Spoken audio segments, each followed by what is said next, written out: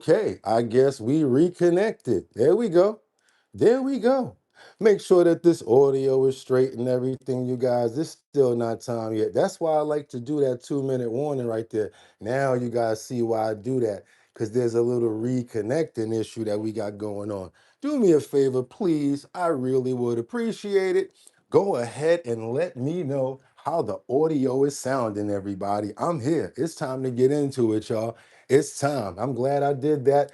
I love that 2-minute warning right there, you guys. That 2-minute warning really saves me sometimes. How's everybody doing this morning? Is Trump serious when he says to Iran that the clock is ticking? I don't know. We're going to find out. Come on in, you guys. Thank you so much, Batty. Yeah, we had a little audio, a reconnecting thing.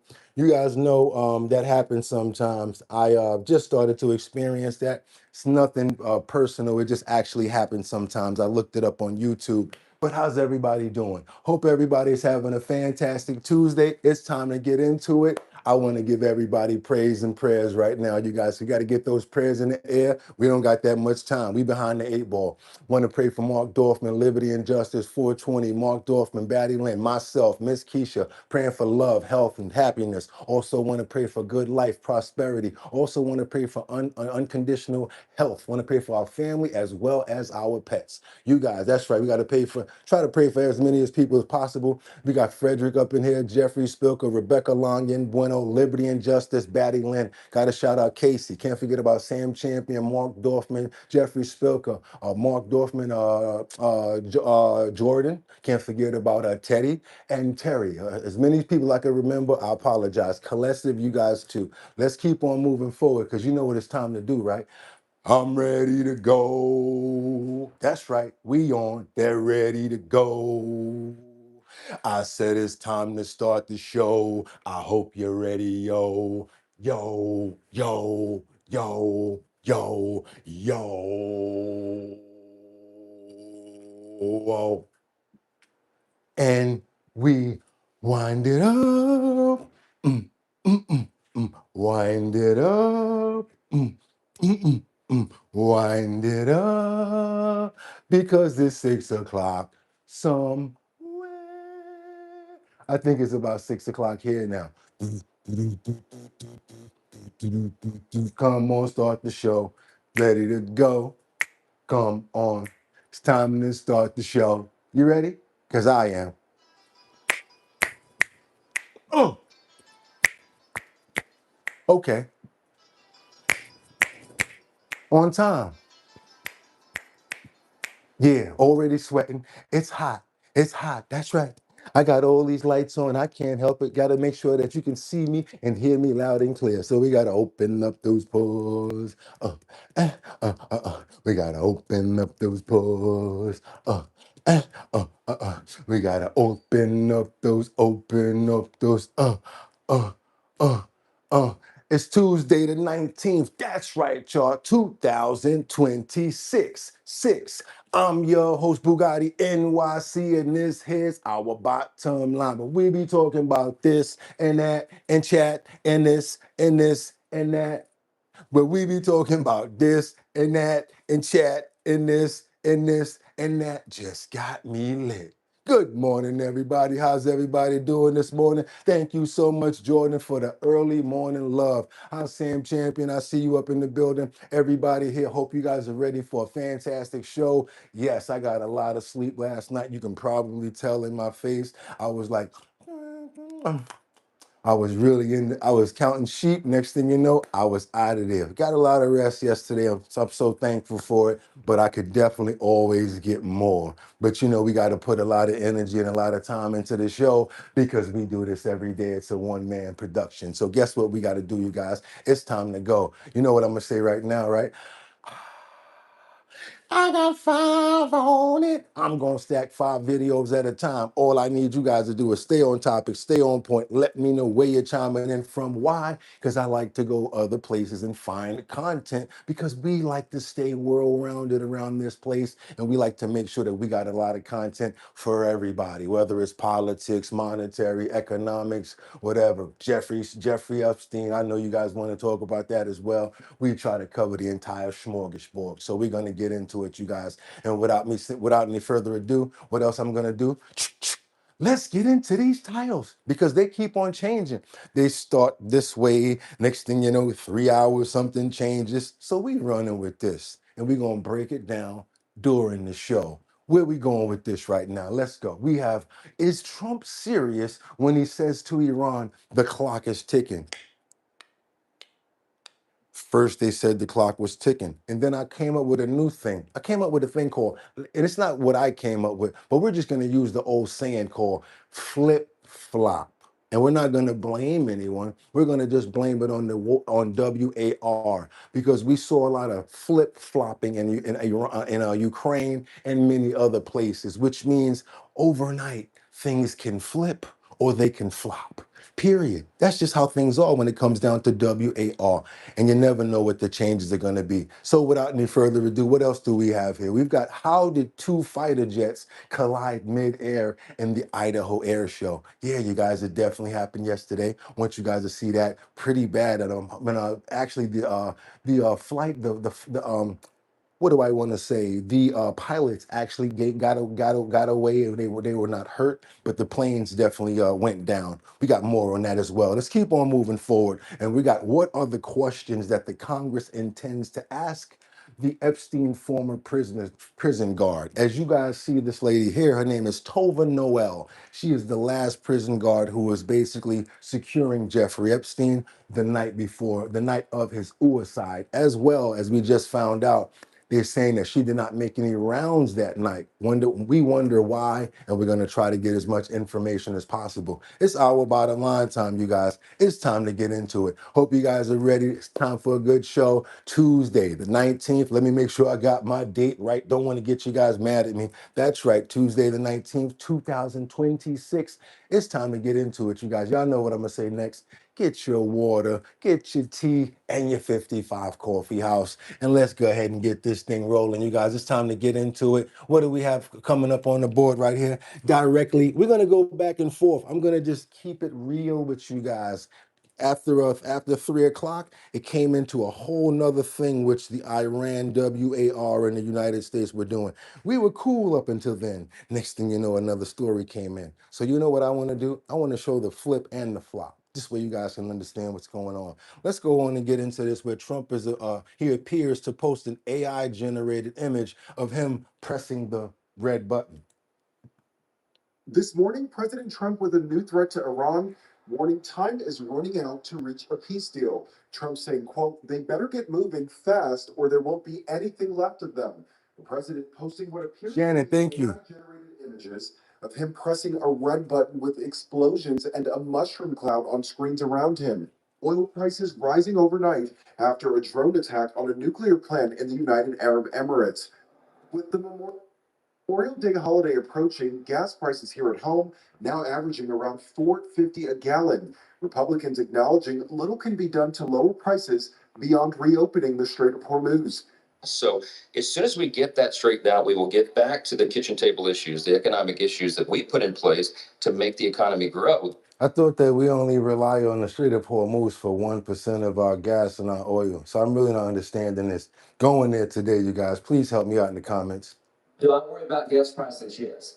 But President Trump's right. The biggest threat to stability in the world is a nuclear armed Iran, and whatever price we have to pay, we will pay. Rising gas prices causing some drivers to change their holiday plans. I was going to take my dogs to Arizona, but now I'm going to take them to Asheville. A AAA survey finds half of drivers in Michigan are allowing their tanks to get closer to E than usual before filling up. But experts warn that's not a good idea.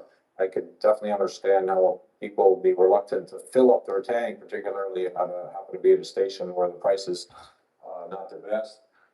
So they may want to skimp on not filling all the way up, but you have to be careful about not running out of gas. As for Iran, President Trump did not give a new deadline for Iran's response as he has done in the past. Last week, the president called the ceasefire with Iran unbelievably weak. Lionel Williams, ABC News, New York.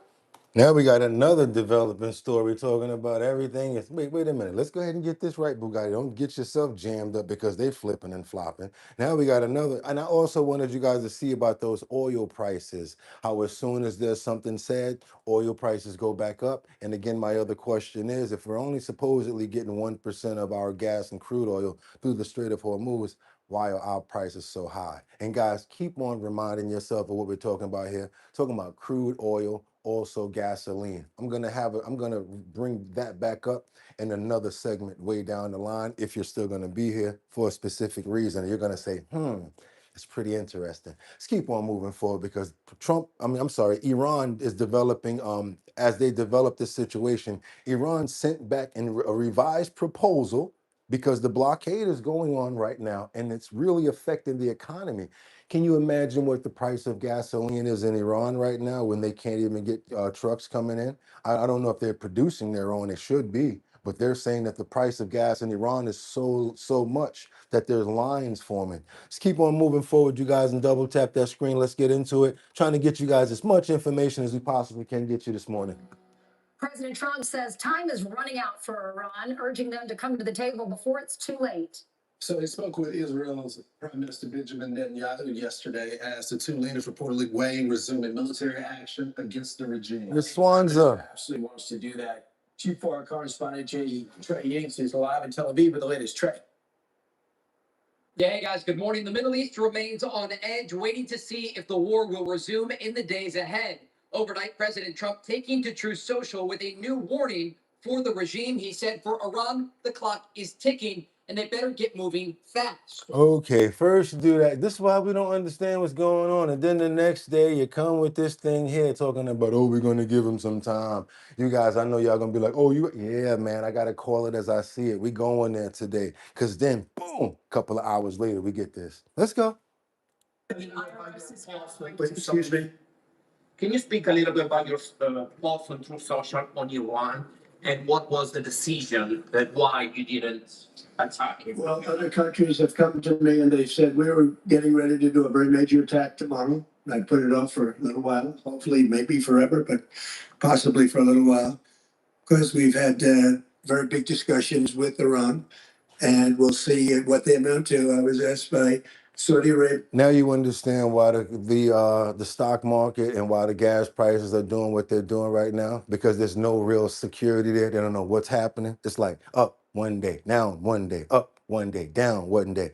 I wouldn't even invest on gas right now if I was in, crude oil. Yeah, Qatar, UAE, and some others, if we could put it off for 2 or 3 days, a short period of time, because they think that they are getting very close to making a deal. And if we can do that where there's no nuclear weapon going into the hands of Iran, I think, and if they're satisfied, we will be probably satisfied also. We've informed Israel, we've informed other people in the Middle East that have been involved with us, and it's a very positive development, but we'll see whether or not it amounts to anything. We've had periods of time where we thought pretty much getting close to making a deal, and it didn't work out, but this is a little bit different. Now John says, yeah, but if you compare it to 3 months ago, crude is up more than 50%. Let's keep on going. I wonder what the gas prices look like in Israel since we fund the colleges and health insurance and military. Ooh, Jordan. Okay, good observation. Thank you. we're ready to go tomorrow, very big, and not something. Let's see if you guys can get 500 likes today, because if you can, we're going to be giving up 6 keychains. That's right, 6-hour bottom line keychains and 6 decals. All you got to do is get up to 500 likes today. Go ahead and double tap that screen and get those likes up, because what we're doing today, we're giving away keychains today. We're going to give away 6 keychains to 6 selected people, as well as 6 decals to 6 selected people. Starting early, you guys. Let's see if we can get this achieved today. Let's go. They all wanted to do, but we have no choice because we cannot let Iran have a nuclear weapon. Yeah. I do not even want to report this next story, but do we have a choice? Let's go ahead and report it, Bugatti, because it's not you. It's just what's happening in the world today. I thought I'd never hear about this one again. You guys, you hear about what's going on in Africa right now? In the Democratic Republic of the Congo.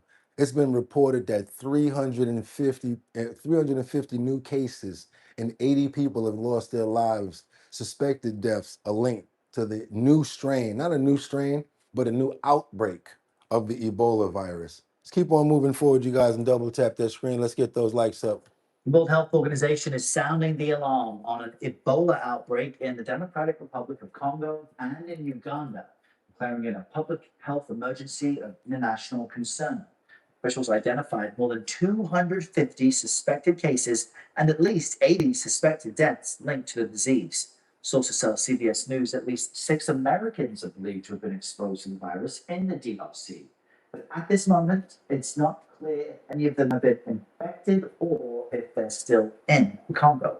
CBS News foreign correspondent Remy Inocencio joins us now from our London bureau to discuss this. Remy, good morning. A lot of anxiety people will feel. Jordan, you don't even understand. I'm going to be like that dude that you represent that name, like he was in Chicago Bulls in a couple of weeks, bro. Y'all going to be like, oh, we see why Boogotti was holding strong.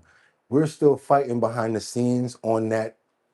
By the way, we're getting some real traction right now, and we're seeing what's going to go on with that. Because every single day, we don't play when it comes down to that. We don't want to hold nothing that we ain't earned. That's how we get down over here. Just hearing this news, but give us the latest of what we know exactly about this outbreak. Errol, yeah, good morning to you. Well, based on those numbers that you've gone through, both suspected and confirmed, health officials right now are warning that this outbreak could actually be much bigger than what's been reported so far, and that this was likely spreading for weeks, maybe even months, undetected. The first case, looking back, is believed to date back to April 24th. This was called the index case. Another concern is that the strain of Ebola has no vaccine and has no treatment. It's called the Bundibugyo strain, and there are 5 known strains in the world. Another concern is that this outbreak has been confirmed to have gone across the border from the DRC into the capital of neighboring Uganda, which is Kampala. The World Health Organization and the CDC say the 2 cases there were confirmed. Those 2 people, they say, were not connected, and that 1 person has died. And that is implying that the spread is happening beyond the province that it was believed to have originated, which is the province of Ituri, just right on the border with Uganda, along with the little sliver of South Sudan. There's also discussion happening about whether there's a connection to the shutdown by the Trump administration of the USAID and the spread of this Ebola outbreak. One doctor in New York that CBS News talked to, Dr. Craig Spencer at Brown University, he survived Ebola back in 2014, and he told CBS News that there might be this connection at the fact that this outbreak was only announced on Friday, but again, the first case was known about 3 weeks ago. All right, Remy, giving us the latest on this. Okay, so we got that, and we got the Hanta virus going on right now. We got that one as well as that Hanta virus that we got going on. So we got the Ebola is back, and it seems like in a stronger position than it was before, as well as the Hanta virus. Yeah, we got it, you guys. Yes, let's stay on point. I don't know how we can look out for it. I don't even know. They said there's no cure for it. Very scary right there, but I will pray for the people who lost their lives, the 80 people. I want to pray for them. Also, the 350 people that were affected by that situation. And I also want to pray that the people now out here now are being protected as much as we can possibly be protected, Lord. And hopefully we can bring this to an end and find where it's coming from and nip it in the source. Amen. Before it gets to a place where it can start to affect so many people. And again, we still have respect and love for the people who lost their lives as well as their families. Amen.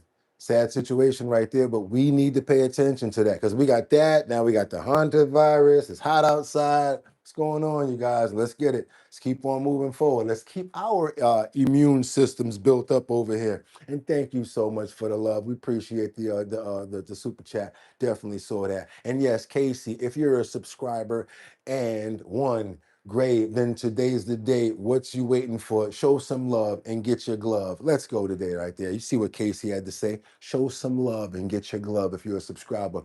We are forging through the nonsense. We know that we're still number 1. There's a quality in something that we do here that no other show possesses. So whatever you want to try to do, you understand it can only be but a certain amount of time, which you can do that. And you guys do know that there's a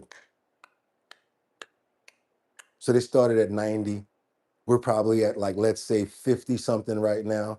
We can do 50 something days on our pinky. We done did that before. So let's keep rocking and do what we do, and let's do it with a smile. And thank God for what I always say, and I got to tell myself that too.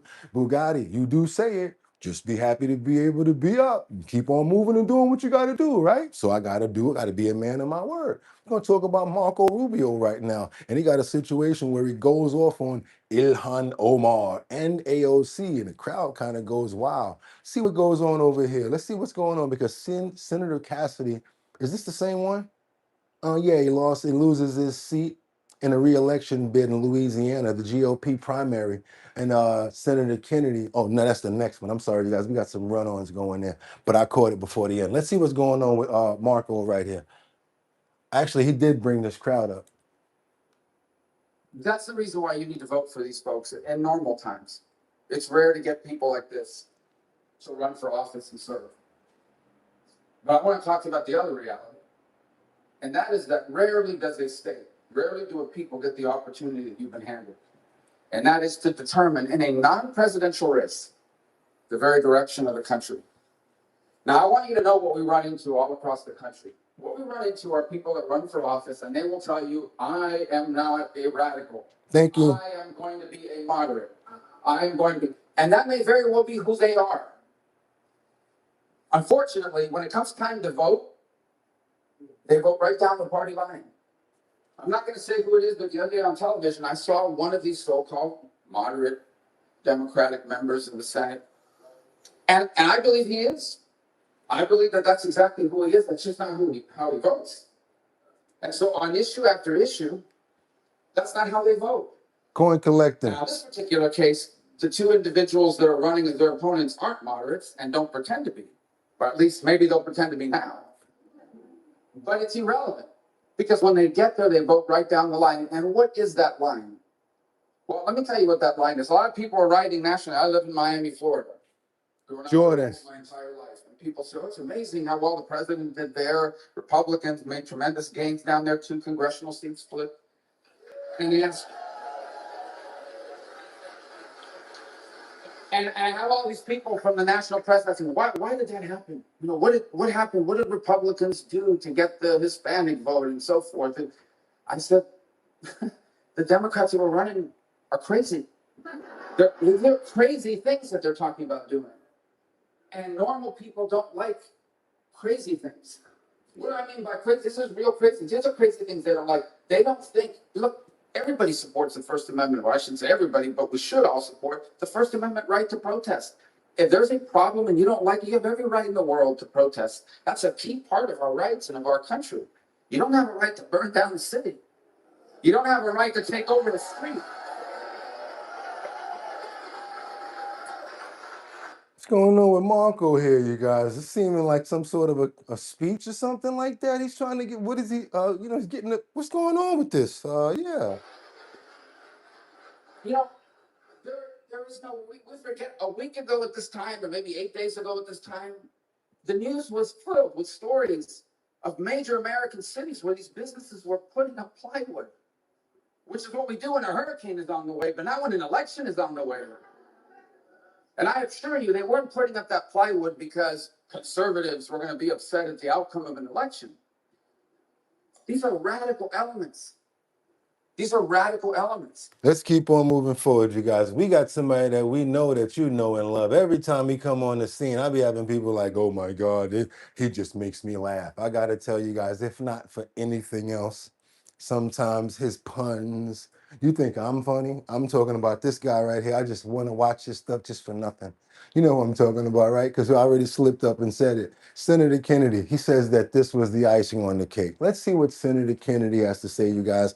Haven't heard from him on the show for a little while. I thought I'd bring him back in for a little while to see what's up. Joining us now, the other Republican senator from Louisiana, John Kennedy.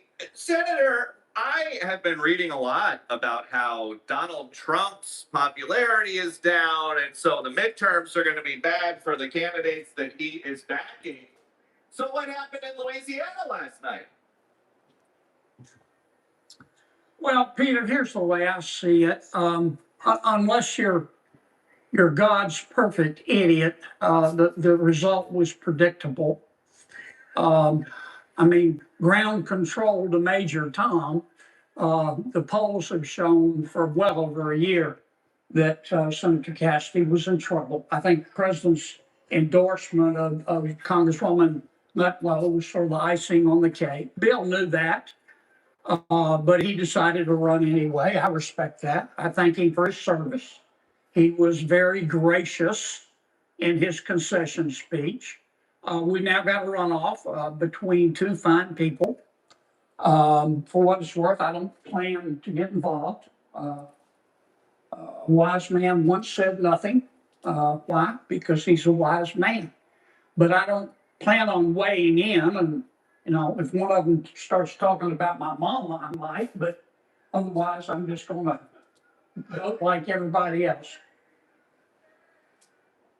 And I think without asking you to weigh in on the specific candidate, it seems like this kind of supercharges Donald Trump's political, the whole political operation, or it at least reminds people that there is a president who is just a few thousand feet away from where we are sitting here right now, who still has a lot of juice. Okay, guys, let's keep on going because yeah, they swung the vote last night, got the new person inside, and it's moving. I got another question for you guys. What do you think about China right now? I don't trust China, and I'm just being 100% about it. And we've already spoken about that. Why? Because we understand, and Trump said it 2 days ago. I know about the SPYing. We both do it to each other. That means that they already know that there's a lot of SPYing going on, right? You guys know what I'm talking about. So if you already know about this to the point where any devices, even down to name tags, even down to phones that you may receive when you got to China, they made sure that they disposed of every item that they had on them in China before they boarded Air Force One.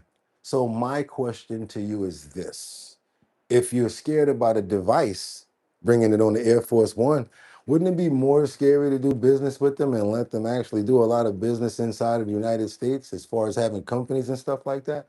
Just a question. That's just a question that I have. Let's get into this real quick, you guys. Let's check this out because on the return visit, they had a garbage can outside of Air Force One, making them dump everything that they had on them. Let's keep on moving forward. It reminded me of like when you go to court and they tell you to empty your pockets or the airport. Welcome back. New this morning, following President Trump's trip to China, the entire American delegation reportedly disposed of every item gifted to them or provided to them by Chinese officials before they got back on Air Force One.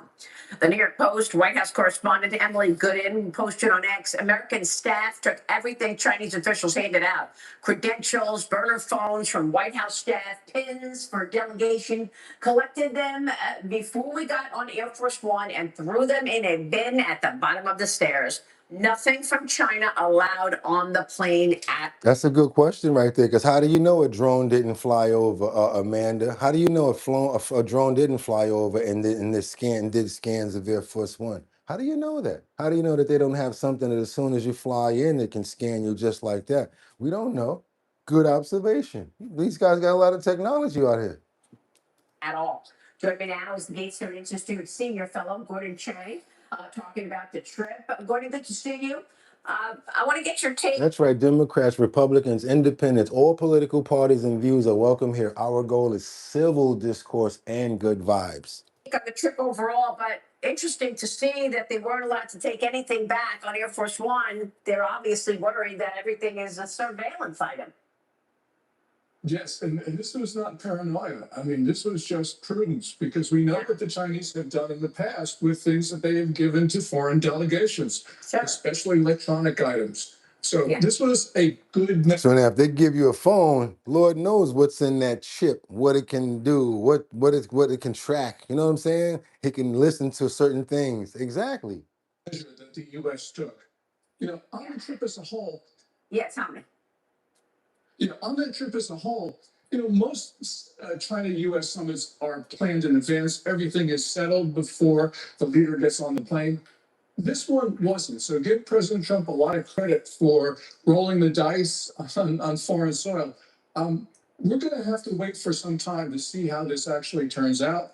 But what we did see was Chinese arrogance, especially Xi Jinping with his references to New Era, Thucydides trap. This is a very arrogant China, and I think it's because they know they've got some problems and they're just putting up a front. Well, I mean, yeah, I think President Trump came home with some deliverables for sure, but Xi Jinping tried to run the table from the get-go by bringing up Taiwan and saying if the Taiwan issue is handled, is not managed correctly, it will lead to conflict, quote unquote, a dangerous situation between the U.S. and China. And then there was this other issue. When you look at the two chairs here, look at these two chairs. Xi Jinping is sitting up. It looks like his chair is higher than President Trump's chair, by the way.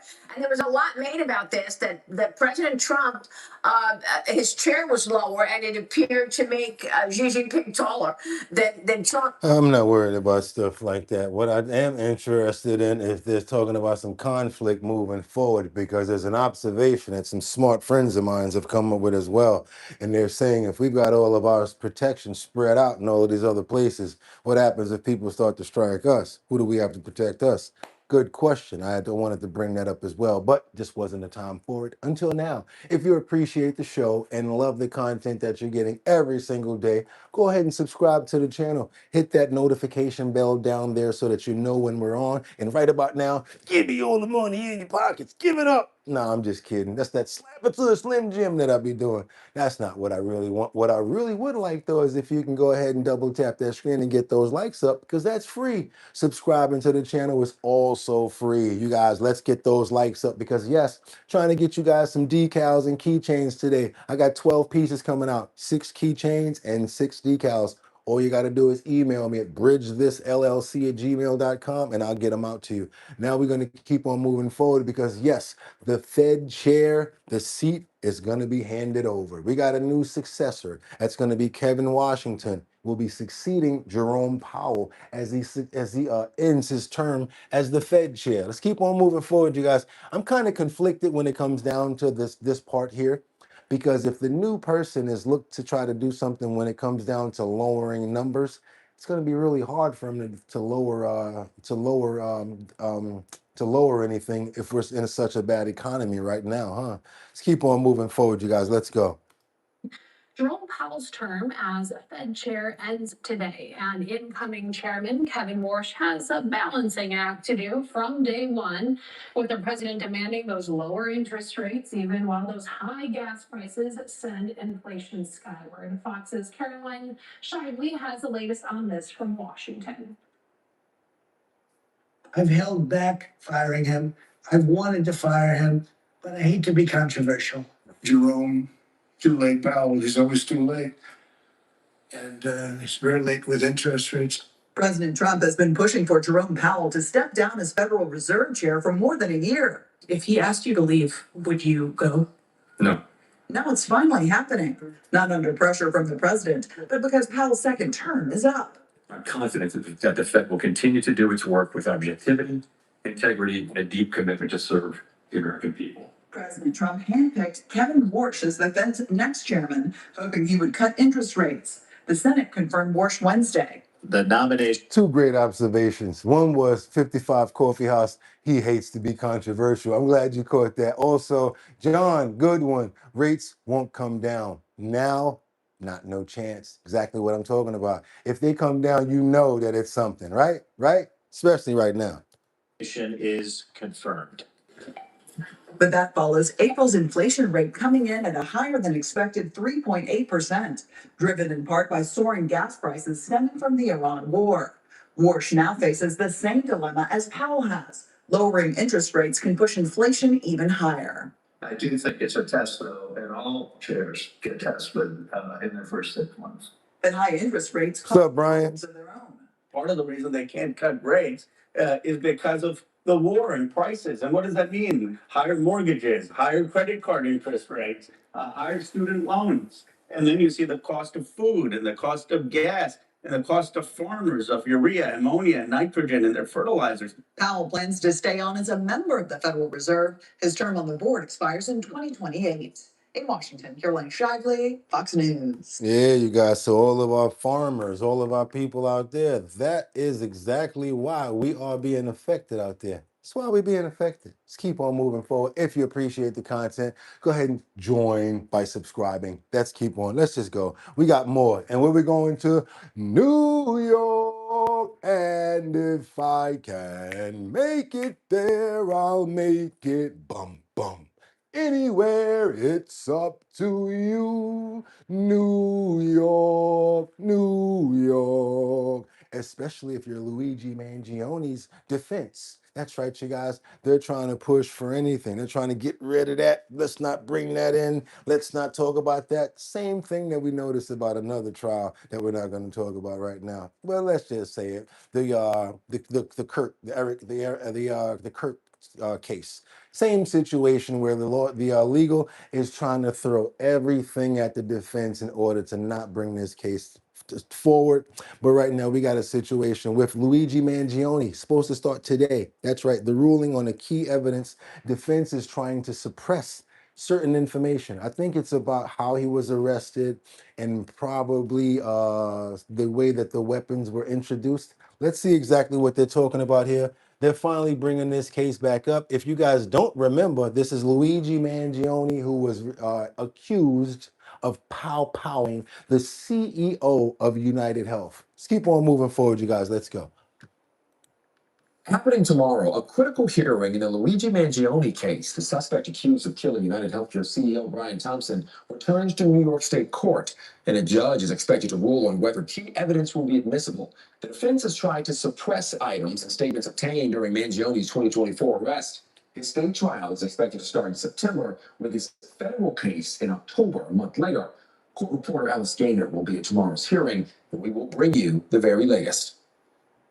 Yes, and you're right, Casey. That's what your lawyer is supposed to do. Supposed to fight for your best interest, supposed to be like on your side 100%, and supposed to try as much as possible to break down those charges. That's how sometimes you hear people say, I had a felony, but you know what I'm saying, my lawyer got it broken down to a misdemeanor, or I had this, and they was able, because the lawyer tries to get in there technicalities and does what he does. Like my brother inside there doing that what they call that law library lawyer stuff. Oh yeah, got one in there right now. He's supposed to be just like Johnny Cochran, actually really good. Hopefully get himself out. Prayers to you, bro. Nothing but love. Let's keep on moving forward, you guys. Yeah, it's real. So don't think that Boogotti ain't got some situations too. Let's go. Yeah.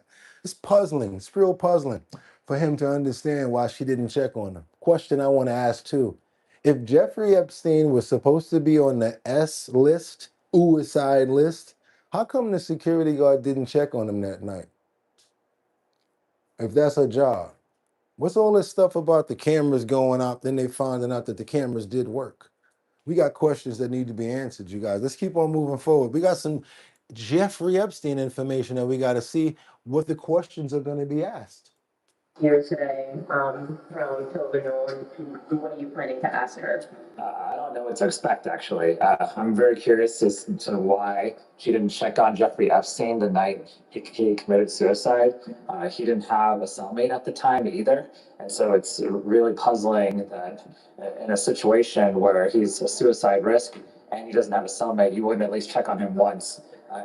He also, there's a lot of other circumstances around this which have people questioning how. By yourself on the suicide list. Man, let me just explain to you guys. This is why a lot of you guys that say that it's fake, I can actually side with you. Because let me just make it up in my head. Let's just make up this scene right here. You ready? Oh no, something's going on. Because you know, the people can't really see what's happening. They inside their cell. They're hearing this stuff. Got a little slit of a window to look through. Yeah, they could probably look through something, but all you got to do is orchestrate this. Man, you can get these people off casted networks. All I need you guys to do is this. We're going to dress you guys up like some of our CEOs. We want you guys to run in there. We're going to grab this guy out of there. We're going to grab this other guy. And then we're going, okay, let's do it. And we're going to do a practice scene in this other spot right here where it's abandoned at. Cool. All right, cool. Now we're going to do it. Y'all ready? Oh, yeah. How easy it is to do a dress rehearsal and pull this off with some people off casting networks. We're not stupid. Come on, let's go. He was able to basically avoid consequences by taking his own life. And what are you gonna ask her today on the interview? I'm asking her a lot about that night, whether she benefited at all from this, financially or otherwise. There's some rumors out here about that. They found out about the truck. She was getting five racks for certain things. You know what I'm saying? Some people that take a little five to not do something, not be somewhere. You know what I'm saying? And then you don't know what other money she was getting on the side. Man, they better not ever have me as no investigator. I'll be looking at all types of places. They'd be mad at me. They'd be like, yo, how's this? They'd be so mad at me. They'd be like, yo, this dude is crazy. We also want to know, how are we going to prevent this from happening in the future? So it seems like Jeffrey Epstein was treated differently than the other prisoners, and I'm going to want to know why that was. Yeah, So we're going to ask her all the hard questions.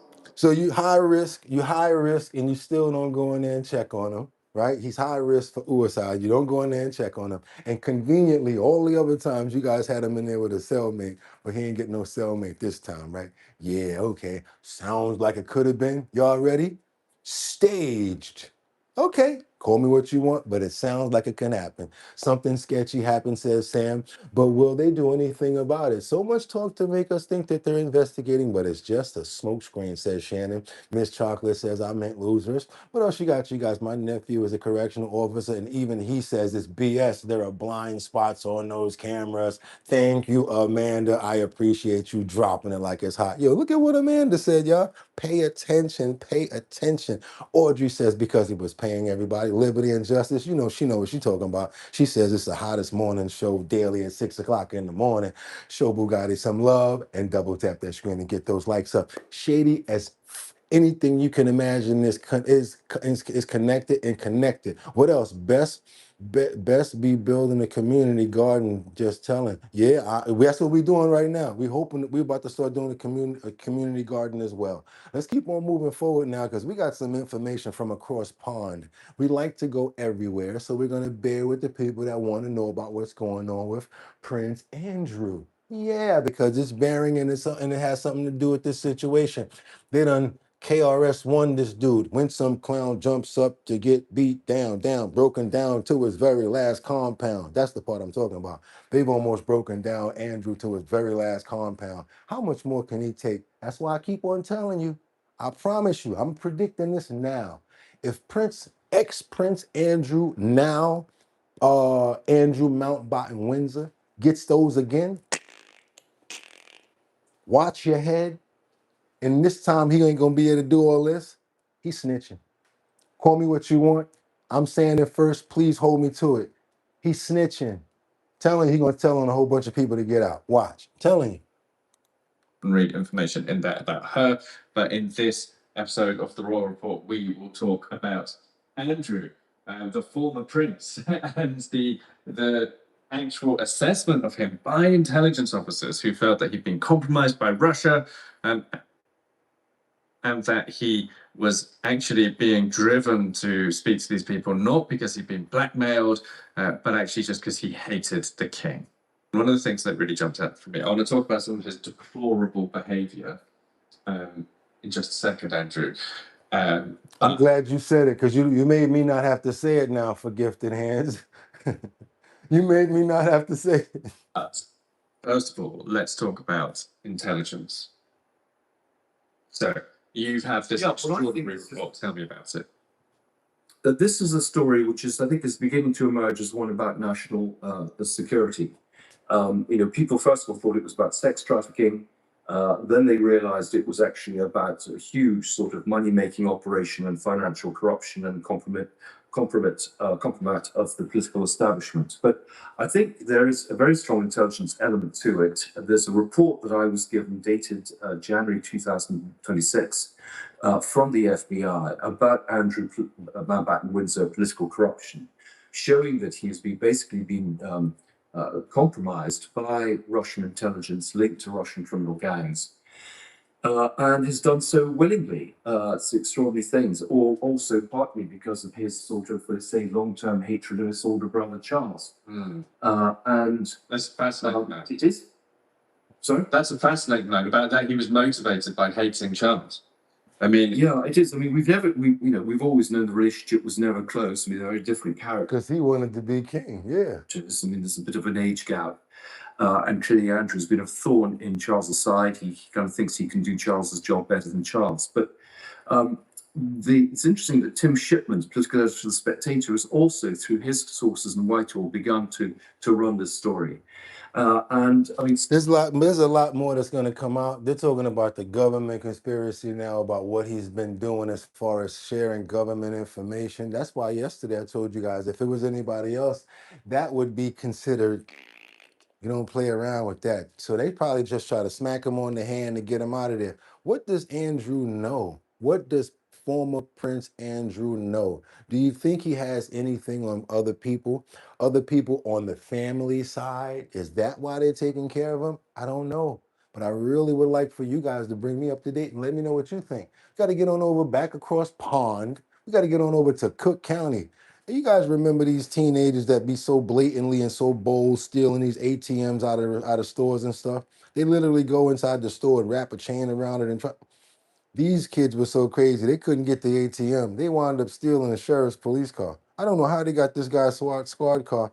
This is crazy. Check this out. Let's go on over and see what's going on with this. Double tap that screen to get those likes up. A wild turn of events after thieves failed to steal an ATM. They crashed during their empty-handed getaway with. Now, meanwhile, the store's open. Somebody's behind there in that bubble over there, but of course they're not going to do nothing to come out because they don't want to get attacked by these guys right here trying to take the ATM. One continuing his attempted escape by stealing a sheriff's deputy squad car. Good evening, everyone. I'm Jackie Bennett. WGN's Emmy Victor is live at police headquarters with the latest. Emmy. Well, Jackie, thankfully the officer was out of the hospital tonight, but that suspect was able to travel for miles with that stolen. There you go. They go to use a Mac 9189. And you know what they said about her yesterday, right? About how Andrew still got some money left because she left him some dough, but not that much. He only supposedly he gets $20,000 from his army, from being in the army, like his pension or something like that. But where all the other money comes from, they have no idea. But he's still living in the mansion. Squad car before being stopped. All of this got started at 7 this morning when thieves tried to steal an ATM right in front of a store clerk. A Cook County deputy is recovering after a suspect allegedly stole his squad car and struck him with it. It happened early this morning following an attempted ATM smash and grab at a gas station in Gage Park. They came inside, he's checking the ATM. So now what's going on here is I'm going to tell you what happened. These are smart people here. It's nothing about the top of this ATM that has anything to do with it. These are smart people. What they did was they drilled this ATM into the floor. They drilled it into the floor. The only way to probably get it out there is by pulling it out with a truck. All of that right there, you're going to knock it open and all of that. You're still not going to be able to physically take the whole thing because it's literally drilled into the floor, which is smart. Probably gave them enough time to get there because of that. I think this is drunk, so I did not care. Store clerk Mohammed Zamir says he was working at the Amoco near 55th in California when 4 people wearing masks walked inside the convenience store. To his surprise, the suspects didn't confront him. He did not say nothing. I did not have him show me, but he eye contact. So I'm scared. So I go backside. Call to police. Surveillance video shows the thieves spending several minutes trying to steal the ATM. So yeah, they got a drill and everything trying to get it, but it ain't gonna work, bro, because somebody already was there earlier smarter than you, and that's how you got caught. Dun, you guys. Double tap that screen. Let's get those likes up. Hopefully they got all of them. I told you we go everywhere, right? I told you we go everywhere. Let's get on over to Cape Verde now, Africa. That's right, we're going to Cape Verde where the opposition win the parliament election. Yeah, I told you we go everywhere, you guys. We're going over to Cape Verde. We already went over there for one thing, for this bad Ebola situation. Let's go over there for some good news. Cape Verde is set for a major political transition. The country's main opposition party, the African Party for Independence of Cape Verde, or PAICV, has won Sunday's parliamentary elections with 46% of the vote, according to provisional results from nearly 98% of polling stations. Its leader, Francisco Cavero, who is also the mayor of the capital, Praia, is poised to become the country's new prime minister. He will replace Luis Carrillo El Silva, who has led the government for the past 10 years. The PEICV has so far secured 33 of the 72 seats in the National Assembly and could still reach an outright majority once the remaining seats, including those from the diaspora, are counted. Outgoing Prime Minister has conceded defeat and congratulated his successor. With a population of about 550,000, Cape Verde is widely regarded as one of Africa's strongest democracies. Okay, Africa news. I told you guys, we go everywhere. Now we got to keep on moving forward and double tap that screen because we got to get back to New York by way of Long Island. And it's still going on, you guys. We got commuters scrambling for alternative ways to get to work and to get into the city. Second day, I've heard no updates on what's going on with the updates on the Long Island Railroad. If you guys have, please bring me up to date. Another one of those situations where situations can change overnight because of negotiations. Let's keep on moving forward. Double tap that screen. Let's see what's going on with this. And as you know, with the longest it takes, the longer this goes on, the more money Kathy, Jokel, Hochul, and congestive pricing will be making off of these people that's already suffering with the situations that they can't even hardly get to work now. Now you'll be paying what? $9 to get in because of congestion pricing if you have an easy pass, and it's $14 if you do not. Let's keep on moving forward. Double tap that screen. Let's get it going. Double tap. Let's go. And speaking of the commuters, And again, if we get those likes up today, I got gifts, you guys. 6 keychains. 1, 2, 3, 4, 5, 6. 1, 2, 3, 4, 5, 6 on the decals. Don't know what's up with the numbers, okay, but let's try to do what we can. Let's keep on working, you guys. I'm over here working. I don't care about all of that crap. I'm just trying to get those numbers up. So hopefully I can get you guys some merch out. But it just has to define, the ends must justify the means. 12 pieces does come at cost plus the shipping. So I try to at least get a 500 likes to make it make sense for everybody. Let's go. All you got to do is email me at bridgethisllc@gmail.com. That is bridgethisllc@gmail.com. If we reach the 500 likes, also if you have show ideas, we do that too. there are plenty of headaches for thousands of commuters heading from Long Island to the city today, and the backup plans aren't ideal. They're not. Good Day's Haley Fixler. She is live in Jamaica, Queens, at one of the drop-off points for shuttle buses provided by the MTA. What are you seeing out there, Haley? Good morning, Dan Tashani. Let me tell you, I'm seeing a lot of annoyed commuters this morning. We talked to a few as they got off the shuttle buses, and they all said they had to get up early. They had to plan extra hours for this very difficult commute now. However, I do have to say all of them have said nothing but amazing things about the officials out here who are organizing everything and directing people to their next locations. Now, there are 275 of these shuttle buses, part of the MTA's contingency plan, and this is how we know that things are going to work for now. So these buses are going to run from 6 different Long Island locations to 2 Queens subway stops. This one I'm at right now, this is the F train, and it gives people a little bit easier access to get into the city. And the buses, they're only going to be running from 4:30 in the morning until 9 in the morning towards Manhattan. And then for the way home from 3 p.m. until... Not hopefully, Shannon. Guaranteed. We already got that established. 7 p.m. back to Long Island. Now, there is no charge for the shuttle. There's also a route that's going to go to the A train to and from Howard Beach and JFK. And those in Nassau County, they can also take the night bus service to connect them to different places in Queens. And again, though, this is just one backup plan people have. With the LIRR service suspended with the strike, people do have this option, but they also have the option to drive, to pay for ride shares, to carpool, or to work from home if they can. It is also very important to note commuters can park at Citi Field and connect to the 7 train. Tell that to construction workers. Tell that to people with bosses that are a-holes. Tell that to people that really got to go and do what they got to do, that run small businesses. Sounds easy, don't it? Sounds easy. But none of this is ideal for commuters who we spoke with, and they're all hoping that the strike ends very soon. I really respect the workers that they want, a raise. We're looking at the inflation rate being so horrific. But I feel that I'm happy that they accommodated us as well as possible under the circumstances, and I wish the best for them to get their contract. It takes us out of our way a little bit, but we have to do what we have to do, because now I work at a G75 school in Brooklyn, and my kids are gonna be there. See? You know, See? right? So what, I live in Huntington, I still have to make a difference. You heard what she said? She got to go to a school. She lives in Huntington, and she deals with children that's going to be at the school no matter what. So what's going to happen with those kids? This lady can lose her job if this thing stay on too long. Because why? They got to find somebody that can take care of those kids no matter what. It's not fair. It's just not. And Kathy Jokel Hochul and the certain administrators. So let me explain certain things. Sometimes you already know what's going to happen when you do certain things.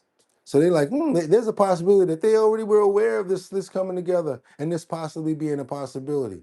And then what's going to happen out of it? Hey, they're going to be peed off, but we're going to make more money off of it. A lot of people are going to suffer, but we got more congestive pricing money coming in. Nobody's talking about that. Oh, just carpool, just Uber. More ways for you to spend your money. Don't you get tired of people telling you how to spend your money? I do. I really do. Yo, this is all you got to do. Do this, do that. Why don't you worry about spending your own money?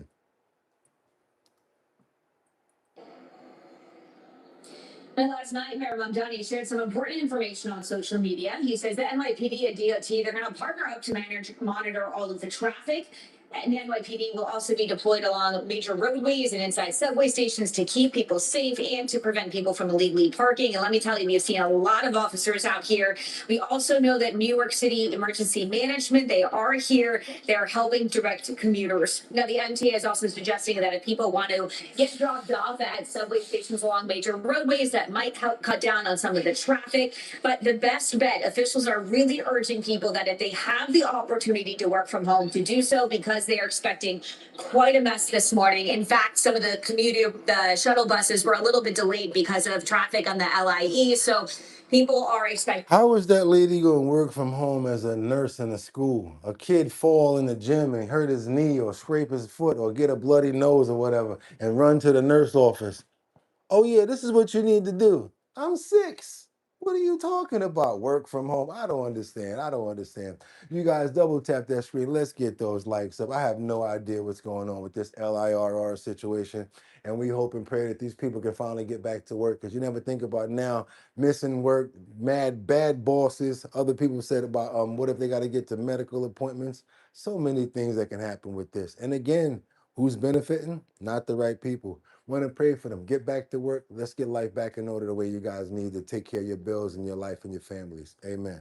Let's keep on going. Now we got to get on over to where 6 people in South Bend are arrested. They got locked up for fake Section 8. That's right, fake Section 8. And what they said to them, watch your head.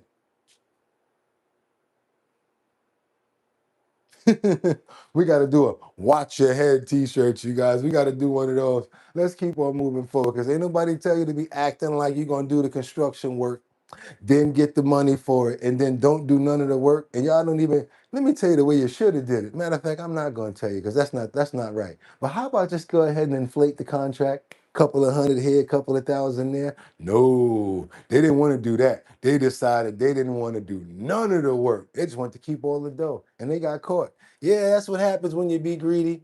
Yep, with great power comes great responsibility. Let's go. More than 2 years in the making, but 3 people facing criminal charges related to a financial scandal at the South Bend Housing Authority will stand trial later this month. Our Mark Peterson joins us live in studio with details. Mark. And we got a birthday today, and congratulations to Shannon. Whose birthday is it today? We have a birthday today. Whose birthday is it today? Come on, you guys. Oh, y'all ain't see Trump up there with the cornrows? Y'all ain't see Trump up there with the rolls? Look at your boy Trump up there with the cornrows, y'all. Him spending both my lives living in a gangster's paradise. Keep on moving forward. You know we gotta switch it up for y'all. You know what I'm saying? We can't have the same kind of stuff all the time.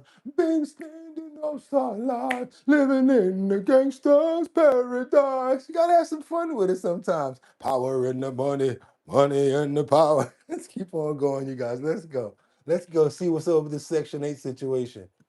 It all began in July of 2021. 6 defendants indicted on fraud and conspiracy charges. 3 of them have since entered guilty pleas. 3 are set to go on trial starting in 11 days.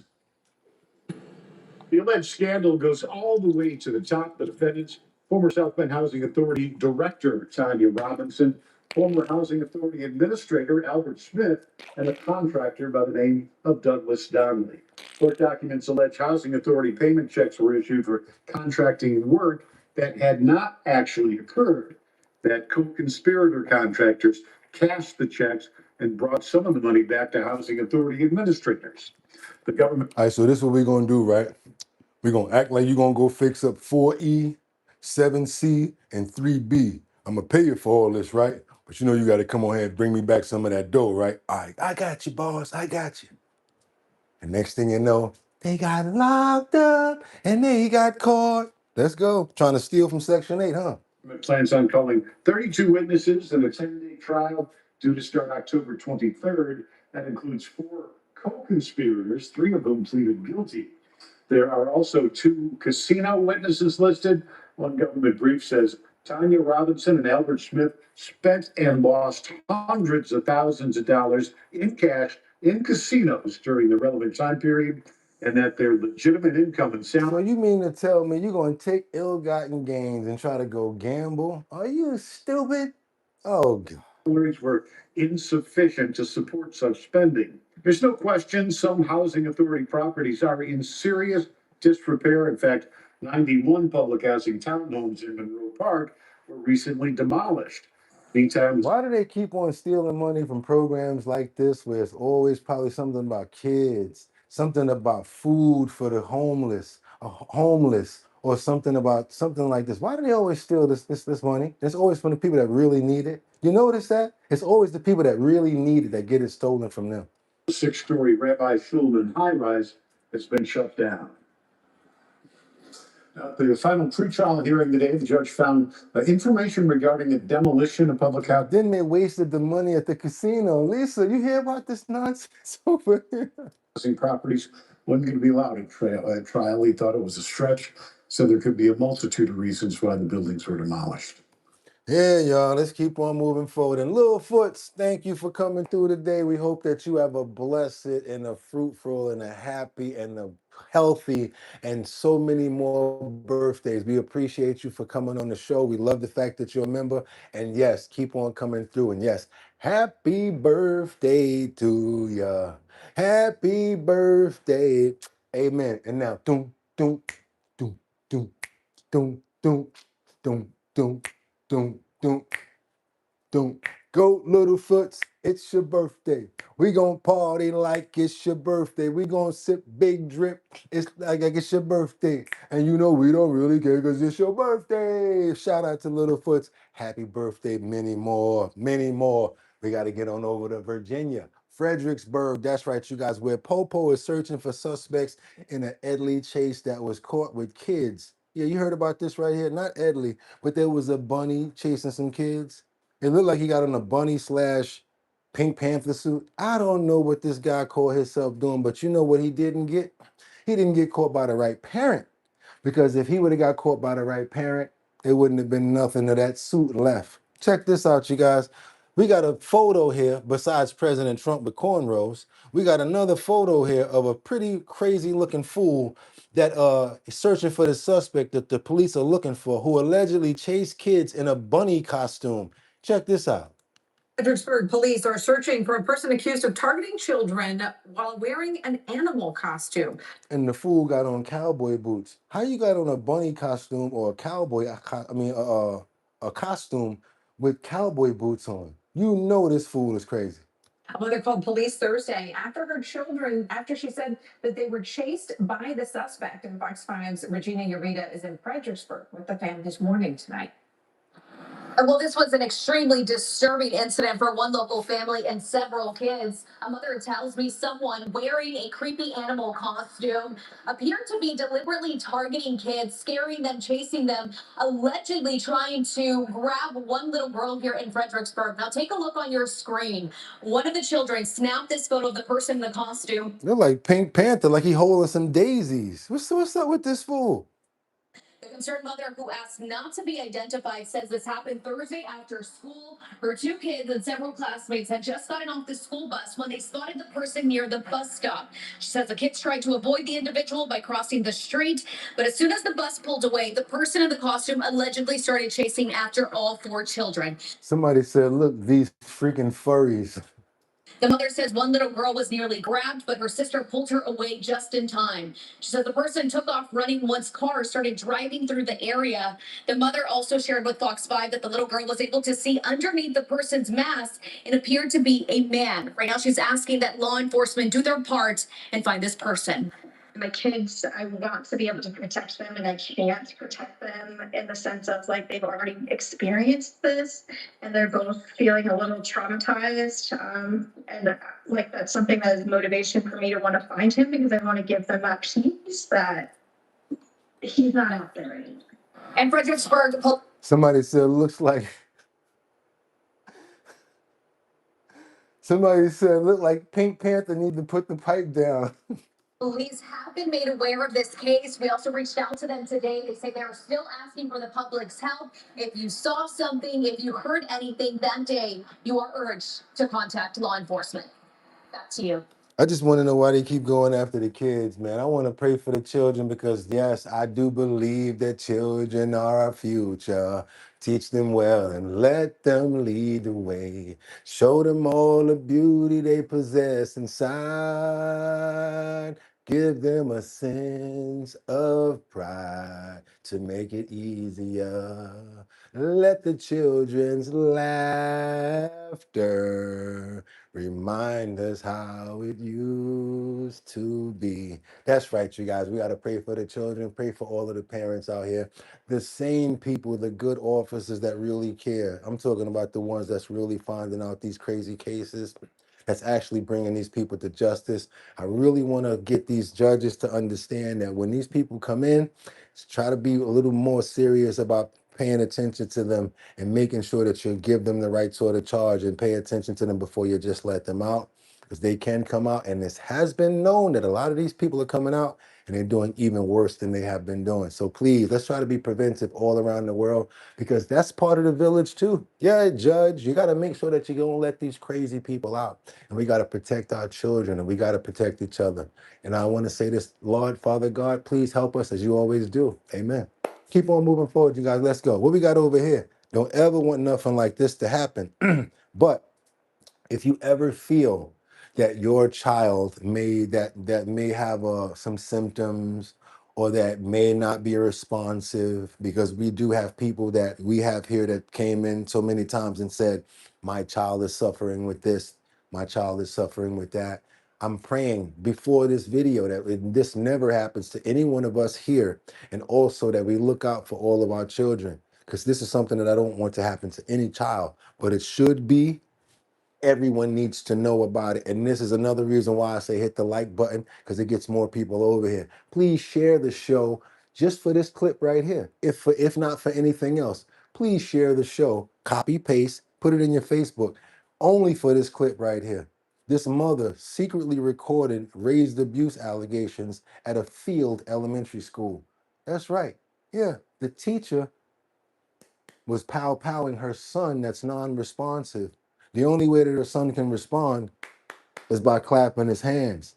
So as he was being by the teacher, he was clapping his hands, which is terrible. Let's keep on moving forward, you guys. Yes, if you got what I said, understand what I'm telling you, I'm going to let them say it. Listen to this. Involving a young elementary student are now raising urgent questions for JCPS. Addie Minor spoke with the family today. She's live tonight at Field Elementary with what they say was caught on hidden camera video. Addie? She put a camera inside her son's dreads. Vicki, Rick, it was a heartfelt plea from a worried mother today as Tiffany Lee described what she says happened to her 7-year-old son Samaj here at Field Elementary this week. And now the question she's asking to JCPS is how this was allowed to happen. And I want to give you a quick warning. Some of the video you're about to see and hear might be disturbing. Get off me now. Get off me now. A disturbing video in which Tiffany Lee says her worst suspicions came true. My son has severe nonverbal autism. He cannot speak, but I can. The video you're watching was recorded by a secret body camera Lee says she hid in her 7-year-old son Samaj's ponytail. After she became suspicious, her son was being abused at Field Elementary. This all started because over the course of months, I was flooded with calls and complaints about my child's behavior. Behavior that was not typical, not normal, and not something as his parents we had ever seen in our sweet child. Samaj is severely autistic and nonverbal. Lee says he claps or acts out when he feels threatened, something you can hear in the video. Good girl, boy. So now the teacher's hitting him, and he's doing his, like, what? Like, this is a little boy, 7 years old. Why are you hitting this kid? He talking about, get off me, little boy. What? We hear one of our Jefferson County Public School teachers say, "Get off of me." That within itself is a concern. Metro Council members Tammy Hawkins and Andrew Owens joined Lee to shed light on the allegations on Friday. Our role is not to determine conclusion, but to ensure that when concerns are raised, they are examined fully. We reached out to JCPS for comment, and a spokesperson says they are taking the allegations very seriously. But to ensure the process is as transparent and accurate as possible, they must follow their policies and procedures, and that the situation is under investigation. We trusted his school to protect him, to care for him, and to treat him with dignity. Instead, he was harmed, silenced, and failed by the very people who were supposed to keep him safe. Now, it is important to note that it is against JCPS policy to record any video inside of the classroom. So once that video camera was discovered on Samaj, JCPS police were called here to Field Elementary, but JCPS says they are now fully investigating what happened on Wednesday, and they say that staff member in question is now prohibited from being on the premises here at Field Elementary. Well, what has he done in the past, and how many other people has he hurt, and what other schools has he been to? Let's track everything about him, and let's see if there's any other allegations, because they may be justifiable now. Also, take him right up the streets, not just let him not let him go back to work.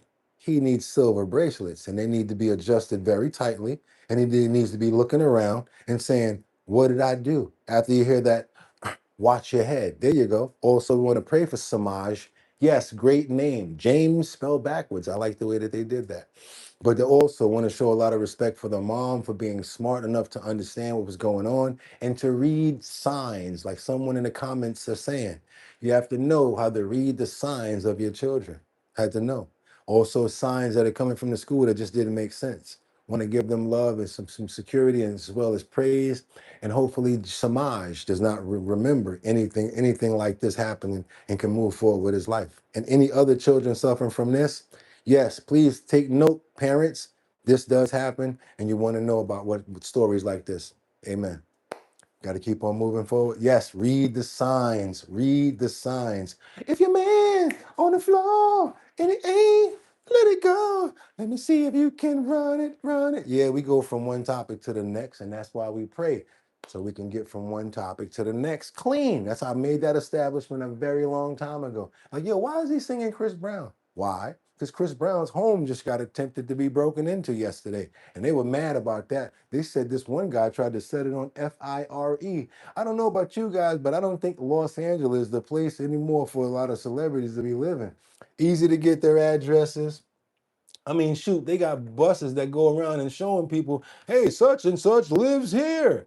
What do you guys think about those celebrity tours now when you hear about stuff like this? Let's go, because they tried to break into what they thought was his a department store, just happened to be his closet. Yeah, guy's got a lot of clothes. It's Chris Brown we're talking about. Let's go. Brown might seriously need to move at this point. First, there was a shooting situation outside his Tarzana home, and now police say a man allegedly jumped the fence and tried to start a fire on the property. This is starting to sound less like a random celebrity drama and more like somebody actively targeting Breezy. New reports this morning that a man has been arrested for trespassing at singer Chris Brown's home. The LAPD says officers responded to a home on the 19,000 block of Citrus Ridge Drive in Tarzana. So now they know where you live at, the 1900 block in Tarzana. And you see what I'm saying? You guys just like spilling it. Around 6:45 last night, a male suspect had hopped over a fence and onto the property. That suspect was taken into custody. It is the second incident at Brown's home this month. Just so y'all see, man. Get in, but this show is going to possibly be over at 7. Take a look at There's a good department store outside of my house. Let me show y'all this.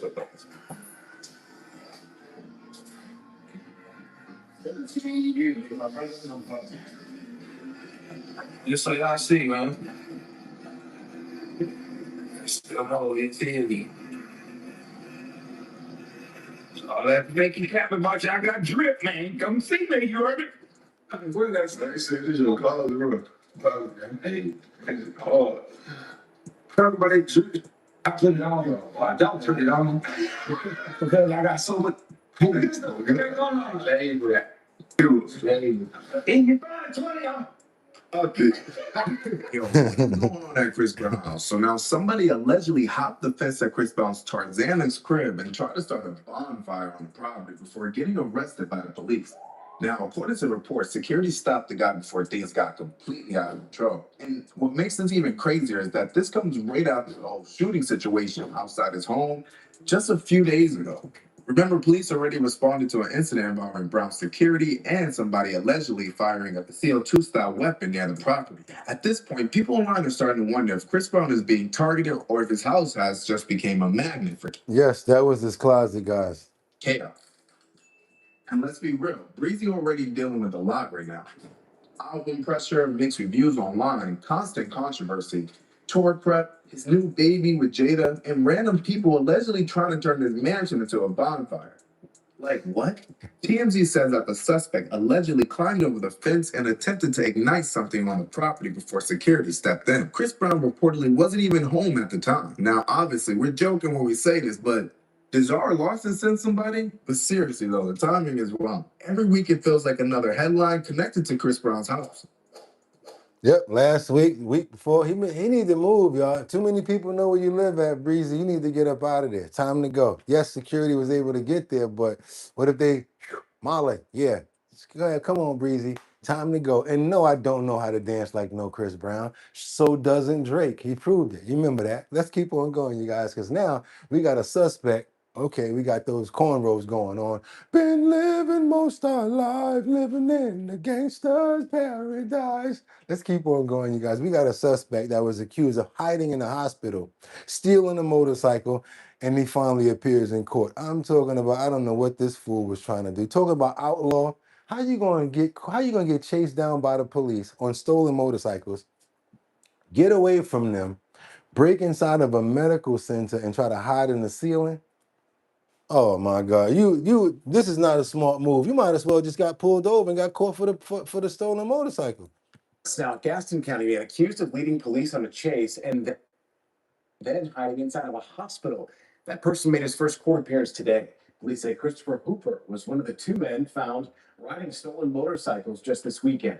Jesse Pierre was there for the hearing, which just wrapped up. Jesse, I've got a lot of questions. I'm sure the judge did too. What happened inside the court? Well, this was a first appearance. It was a very brief hearing, but a family member did share some more details with me after court. For one, saying that the two men are cousins. Now, I'm told that Christopher Hooper met up with his cousin to check out some of those bikes, those motorcycles that he was trying to sell him. Investigators say those bikes were stolen. In a Gaston County courtroom Monday, Christopher Hooper appeared before a judge. Your Honor, this is Christopher Hooper, short of possession, stolen motor vehicle, resisting an officer, secondary trespass, reckless driving, and obstructing a healthcare facility. Gastonia police say they got a hit on 2 stolen motorcycles on Sunday. They tried to stop Hooper and Peyton Beatty near New Hope Road and East Franklin Boulevard, but they took off. They crashed moments later. Beatty was found nearby hiding in the bushes. Hooper was found hiding in the ceiling of Carmel Regional Medical Center.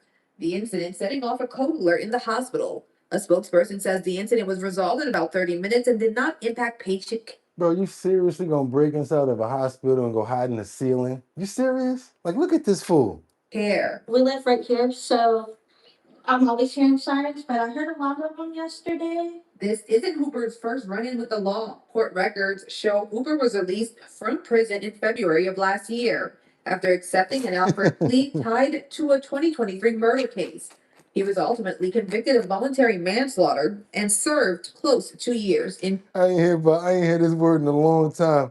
Purple Mastery says, LOL, hides nearby. What a moron.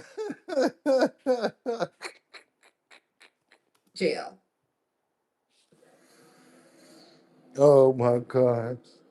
Now, in this latest case, Hooper was given a $20,000 secured bond, and his next court hearing is June 1st. In Gaston County, Jesse Pierre, WCNC Charlotte. Let me ask you guys, how many of you guys, it's okay, I know we really on point around here. Let's go to back in the day. I'm not calling you guys that right now. I'm just gonna ask you, because I used to love them. I could taste them right now. I can taste McDonald's French fries right now. And I'm gonna take you back to a certain time. Anybody that same age? Let's go to, not even too far. Let's go to 1995. McDonald's French fries. Let's go to 1996 Whoppers. Let's go to 1985 Honey Buns. Let's go back to those days when it was real. Like when when it was actually meat, when it was actually fries, when the fries didn't make it home because we tore them up in the car on the way home. Those days. Not when they're these fries that can be set out for 3 years. Excuse me, 3 years, and you don't know how long they've been there. I'm talking about those fries. I'm talking about the fries that actually bent, the long ones that was just like the good fries from back in the day, y'all. Y'all remember what the Whopper used to taste like with the ketchup and the mustard, with that onion on there, with the pickle, with the lettuce and yeah, I remember how meat tastes. Oh, it tastes good. It used to taste good, right? What the hell happened? And especially when you got situations going on where you don't even know who's serving you the food. Oh man, sometimes you got these places that they got like a C and a B. Let's just to let you guys know before we get into the story. If you go to a restaurant and there's a B, that means that the health department is giving them a chance to upgrade because they've probably been rodent droppings or anything that has to do with bugs. You don't believe me? Look it up. Every place you go to needs to have an A. I'm not playing with you guys. Go for it. And if you see a C, run for the border. Serious talking. But if you got a place that you don't know what's going on, like let's say McDonald's now, they got the French fries and all of that. They got the McDonald's, what's that? The Big Mac, which is like the size of a White Castle burger now. Anybody notice the Big Mac? It's kind of like a slider. Yeah, new things are going on. I'm trying to bring you guys into this feeling because I want you to get the idea of McDonald's and the way it used to be, because it's not like that anymore. We got a McDonald's worker that was caught contaminating the French fries. What did she do? Put them in her mouth and put them inside of a packaging. And we don't know if they were sold after that. But this video clip went viral. Check this out, you guys. Let's go. A viral video is leading Let's get on over to Boston. To charges at a Massachusetts McDonald's. Yeah, an employee there is accused of contaminating food. WBC's Penny Commit live in Southbridge with some uncomfortable details, Penny. The video, when you watch it, is quite uncomfortable. And now the woman in the video, we're told by the Southbridge Police Department, is facing charges. But they've been pretty tight-lipped and have not told us what those charges are. The video stems from this Southbridge McDonald's. It went viral earlier this month, and it shows an apparent female employee stuffing French fries into her mouth, then putting those French fries in a large red McDonald's fry cup. And then there's a second apparent employee that can be seen holding the cup and laughing. The video now has tens of thousands of views. So many that the Southbridge Police Department says numerous people have been calling in and submitting online tips about the incident. The department also says they've been working with the Board of Health and restaurant management, trying to determine if those French fries that were in her mouth were ultimately served to a customer. That's not enough for me. Showing pictures of the outside of the McDonald's, telling about the story. I want to know more. Guess what? She got locked up for putting them French fries in her mouth. Watch your head. Everybody wants to know this, right? She deserves it. You deserve it. This morning from a viral video to criminal charges for the now former Southbridge McDonald's employee who put French fries in her mouth before boxing them up. You may remember the video we showed you earlier this month. You can see the employee recording herself while her coworkers seem to be laughing after she puts the fries clearly in her mouth and then into the carton. Boston 25 News reporter Alyssa Zara joins us live from Dudley District Court this morning. And Alyssa, people are still upset over this. What's up, Zion? Gene, that's right. That video is still going viral on social media and causing residents to think twice about eating fast food, especially in Southbridge.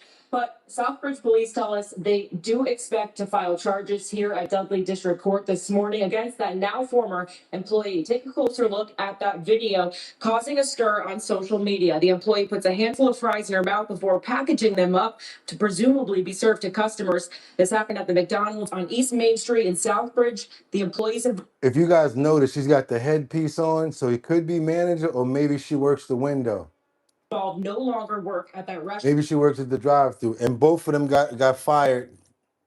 Employee puts a handful of fries in her mouth before packaging them up to presumably be served to customers. This happened at the McDonald's on East Main Street in Southbridge. The employees involved no longer work at that restaurant. Now, while some believe the former worker should be held accountable, others say if it was a younger employee, they're unsure. Might be a little more lenient if she was just a younger kid starting out and saying, being a little foolish. I think it was kind of foolish for him to put it out where Yeah, you're right. Blue shirt means manager, don't it? other people can see it. But it all works out for this girl and she realizes that it's not the way to go. Because the rest of them just got on them blue McDonald's shirts, you're right. And you mean, what are you talking about? She's young or what? That don't matter. What happens next will be up to a judge. It's still unclear exactly what charges she will face. For now, we're live in Dudley. Alyssa Azar for your local station, Boston 25 News. I'm just glad. 6:05 I'm just this morning glad that from a they. viral video to criminal. I'm just glad that they following up on that as well as they followed up on that Monk Seal situation. You guys, y'all know how we do it over here. Trending topics, current events, stuff you haven't even heard about before, and much, much more. Let's double tap that screen to get those likes up. Also, if you have not subscribed, what are you waiting for? And if we get so lucky today, yeah, we're trying to do a miracle. Let's see if we can get 500 likes to get those keychains out and those decals. We'll be sending out 6 pieces of the keychains, 6 pieces of the decal, 12 pieces all in total. All you got to do is email me at bridgethisllc@gmail.com. But only if we get up to 500. Let's keep on moving forward now. We got another situation where 3 teens have been arrested in connection of a lot of, not that many. 12, that's right, you guys, 12 weekend pow-powings. Let's get on over to San Antonio, you guys. We got a situation right now with teenagers. I don't know what this weekend was about, and it's just now starting, you guys. School is letting out. It's about to go down. Let's go. Let's see what's happening here. 3 Texas teenagers are facing charges related to 12 different shootings in the Austin area, and several people are hurt. Police say the teenagers used stolen guns to go on a crime spree. Vinny Morderano has that story. Austin police say it was all hands on deck to track down the 2 suspects responsible for 12 shootings in the area. They say the spree started when a teenager stole a gun from a gun shop. Our hearts are certainly with the victims of this senseless violence. 12 shootings, 4 people injured, 4 stolen cars, and 2 suspects arrested in Austin, all within 19 hours. I don't know what motive would drive anybody to come and drive around senselessly in this city shooting. Austin police say a 15-year-old stole a gun from a gun shop and then stole a car with another 17-year-old and began their violent streak across the city. That's why I keep on saying it reminds me of Grand Theft Auto, because it's like it's the solid depiction exactly. They're getting out of the car, doing what they got to do with the weapon, acting crazy. It's just like the video games to me, you guys. I'm serious. At one point, triggering a shelter in place for much of South Austin. But the 17-year-old had a warrant on him from stealing a separate weapon from that same store. Police called the shootings random with no motive. The suspects fired shots at apartment buildings, fire stations, homes, and into people all over South and East Austin. Are you nervous about seeing? Yeah, it scared me so much. Police say the suspects changed vehicles multiple times. It's alarming. Drive-by shootings don't really happen. 4 people were shot. 1 is in critical condition and was treated with full blood on the scene before being transported to a local trauma center. Police caught the suspects driving a stolen car in Maynard, Texas, just northeast of Austin. 2 were arrested as they were running from police. I think we need to take seriously the fact that we've got 2 juveniles, 15 and 17, running around with guns. And why are you powing at the fire station? What the hell is wrong with them? Creating this havoc. So now in this case, you guys, can I ask you guys a question? If it's possible, how many people here think that the parents should be held liable? If you feel like the parents of children like this should be liable for situations like this that keep on reoccurring and they're not watching their children, I want you guys to give me a thumbs up and tell me also what you feel about it. If you don't think that the parents should be liable for this situation, give me a thumbs down and tell me why you feel that the parents should not be liable for this situation, for situations like this. Thumbs up if you think the parents should actually be liable, because that's something that they're starting to introduce. Give me a thumbs up, and thumbs down if you think that they should not. And tell me why if you're saying no. I say to have a chat with the parents. Yes, Boogotti, I agree with thumbs up 100%. Reoccurring, yes. What does it, okay, thumbs up. We got yes, I don't know because I don't have the whole story. Okay. Depends. I agree. Thumbs up. Okay, what else we got? We can't control. If you can't control your kids, you let them get away from you, so you may be responsible. I see what you mean in certain cases. Yes, 100%. What else you got over here? Scooter got the thumbs up going all the way down. Okay, in Texas at 17, the police cannot even make a teenager go home. Wow, that's crazy. Thumbs down. My parents were always up my butt. They still don't know what I was doing. Okay, to use a Mac, thumbs up, thumbs up. Now, what else? I'm not sure, because they might be taken home a bit when the wrong crowd can be persuaded to do the wrong things. Yes, Casey, but at the same time, your parents are supposed to be in front of all of that stuff, not letting that be the case. 15-year-old. Because if you've been parenting your kid correctly since it was a child, should not have been able to get away from you like that, buddy. But I understand what you're saying, because in certain instances, it does happen. The community, maybe the mother and father work a lot. Maybe because the kid is, I understand. I get you. Totally understand. But still, they need to be arrested. Let's keep on moving forward, you guys. I want to keep on bringing you guys situations like this so that we can understand what's going on. A lot of us can't believe it. There's a lot of parents that coddle their kids. A lot of us are looking at it like, what's good? We never even thought about something like this going on. We need to be educated on what's actually going on in the real world versus what we think. And I'm not trying to scare anybody or make any fear coming to anyone, but we need to be knowledgeable. I want to pray for the people who are suspected that got pow.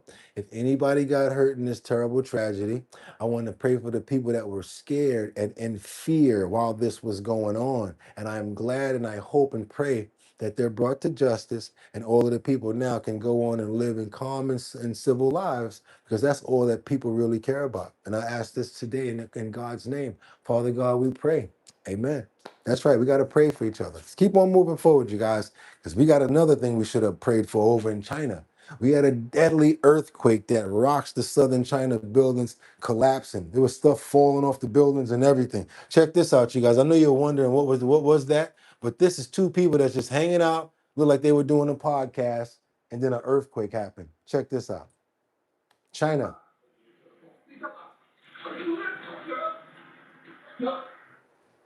Very smart, because you don't want to be inside of a building when that happens. And it was a 5.2 magnitude earthquake that struck China's Guangxi region on the 18th. You're gonna see all sorts of stuff happening. Kids is chilling, watching their tunes or whatever. Whole building is shaking. Whole building is shaking. Florists. They said that the now she already felt something. Watch this. Now you're gonna start seeing pieces of the building falling off, like pieces of this building actually breaking off.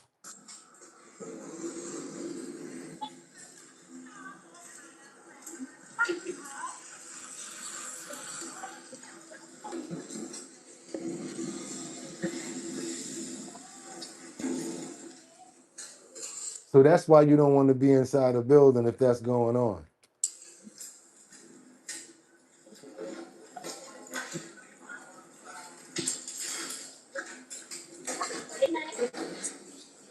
All right, Winter. God bless. Have a good day.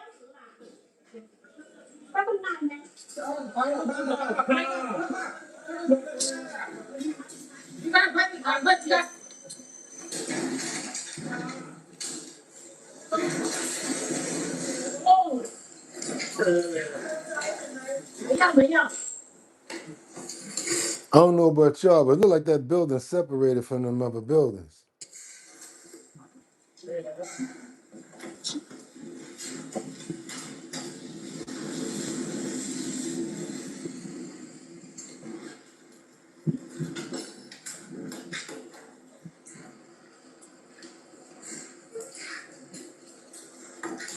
Yeah, that door is slanted. Like it's trying to hold the wall up or something, right? Man, I wouldn't want to be under that when that was going on. Look at the whole block. cứu anh chị mẹ 房子到了，房子到了，然后那边两个逼啊，这个地震，从那边死了里头。 Structure beams. 哦，地震房子都倒完。That one fell all the way down. That one couldn't take it. 我搞定了。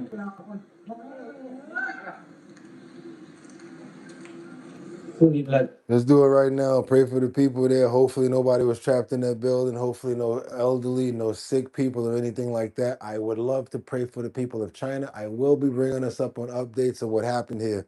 We didn't even know about this until we broke it here. I just found out myself. But yes, you guys want to pray for the people of China and this earthquake. 5.2 magnitude earthquake. Pray for them. Amen.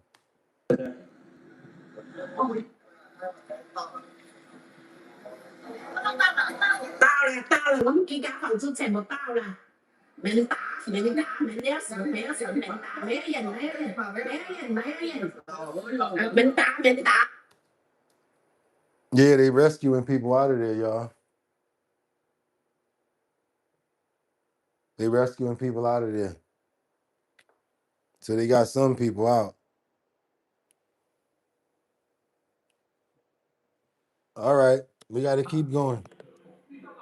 Yeah, we already did our prayer. Hopefully that was not that many other people that were left in there. You guys, I've never seen anything like that. And that brave person that was standing there recording all of that. Woo! While the building was just big rubble pieces. And then you look down the block, certain blocks have more destruction than others. I guess because whatever point that the earthquake is at could go in any different direction. They have like tremors on certain places where it's just a little bit of rumble, and then other places take the magnitude of the hit. Yeah, you guys, with these earth changes, we got these weather things changing out here. There's a lot that's going on with our world. And I just want to pray and thank God that we're here and still been able to be a part of the world. Because every single day, like we say here, Lord, we appreciate it and we know it's a blessing. Amen.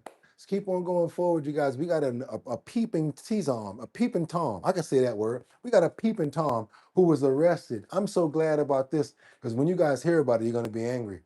Been doing it for too long, and I guarantee you that there's a lot of cases about it because people been trying to report this fool for the longest. Yeah, you guys, and I hate to do it, Miss Swanza, but yeah, got to get on over to Baltimore. We got this man who was arrested. Yeah, Peeping Tom case reported since 2025 in Baltimore County. I think I got this right. Yeah, let's go.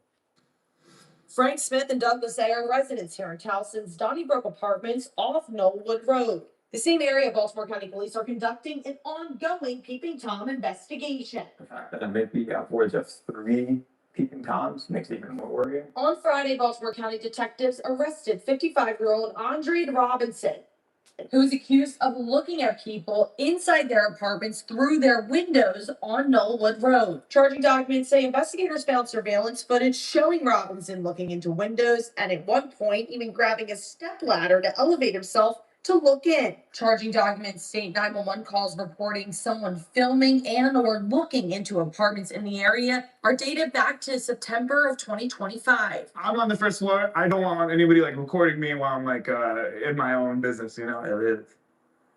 In the complex, in the building, that peeping tom was mostly.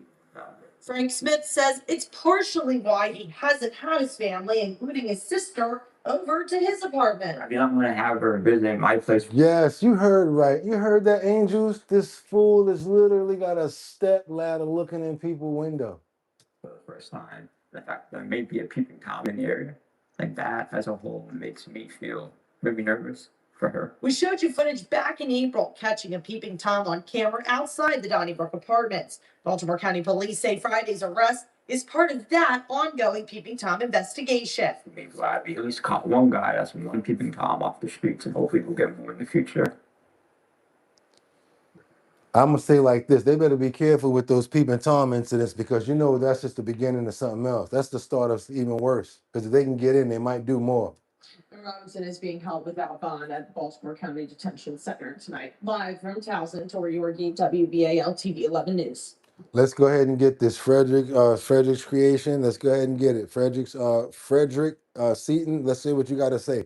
A guy assaulted my daughter when she was 6 years old. We got him arrested. He got probation. Wow. Wow. I want to pray for your daughter. I want to pray for every single child and everyone that might be affected by this. I want to pray for you as well, for being able to hold yourself together, to not go crazy on that situation, because you know in the long run that your daughter needed you more, Frederick. God bless you and all fathers and parents out there. Let's try to be preventive as much as possible and keep people like this away from our children. And the people that we think are okay to be around, we got to check them too. Amen. Always keep on checking these people. Never know what their agenda is, because a lot of them, believe it or not, Fred, be honest with you, they get into that line of work just because that's what they want to do. Real talk. Double tap that screen. Let's get those likes up, because now we're going to get on over to an unreal moment where rapid flash flood happened and submerged Turkish streets. It's happening, you guys. The weather's changing all over the world. We're getting climate change, so things are happening. This is in Turkish streets. Unreal. Check this flood out right here. It submerges. Watch this. Regular street, regular day, right? Watch this. Security camera footage shows the rapid flooding that submerged the Hasbara district of northern Turkey. Please pay attention. Watch this.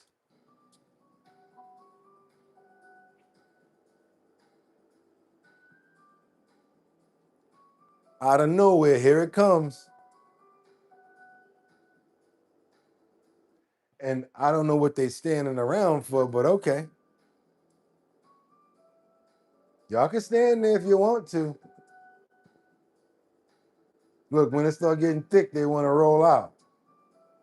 The flooding occurred after the stream overflowed following heavy rain. The Heiseman stream overflowed. This is what's going on, you guys. Climate change, flooding. 1 minute, everything okay. Second minute, it's different. Turkey. Yeah, move. What are they doing? Exactly. Get the hell up out of there.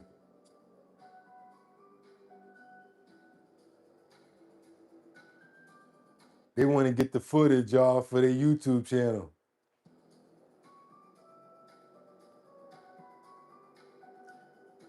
Meanwhile, it's taking mopeds and everything. You see the moped just fall down? Taking the scooter. Look. Whoever scooter that was, out of there. Tree limbs.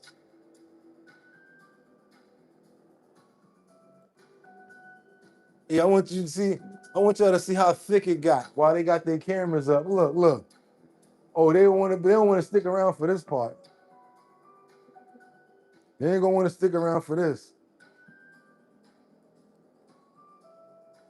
That's right, you guys. It's a couch. Yeah, it's a couch.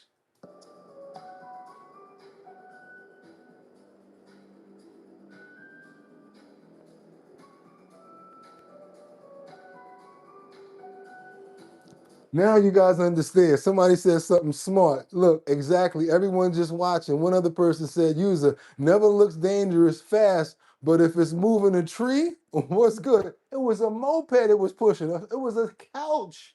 Y'all see this? Hold up now. Y'all think I'm playing right now. We got to hill up, reel up, bring it back, come rewind. This is not Al Bundy couch, y'all.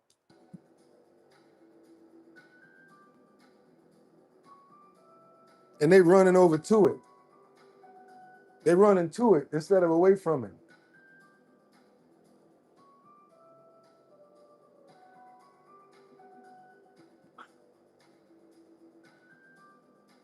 Couch just stayed there. Couch is stuck. Yeah. Wait a minute. No, don't run. Get some more footage. Why are you running now? Why are you running now? Right? Look. Yeah. Yeah, you better do something. Yeah. What you doing? He's Spider-Man now. A minute ago, he was getting footage, y'all. The plant, look at the planter. Remember the planter, how big it was?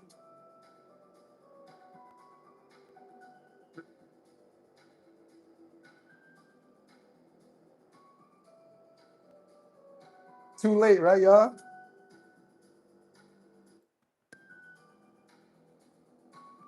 Vehicles. Hold on a minute. Somebody said when it moves slow like that, people don't realize how strong it is. Y'all seen the couch?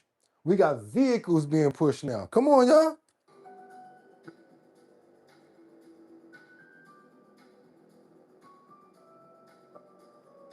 That's your car? Parked on the wrong spot.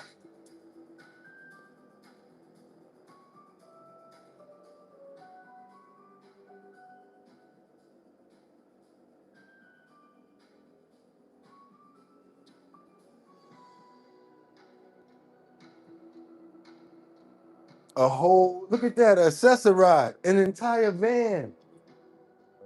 Like, yo, what's going on here? Is this X-Men?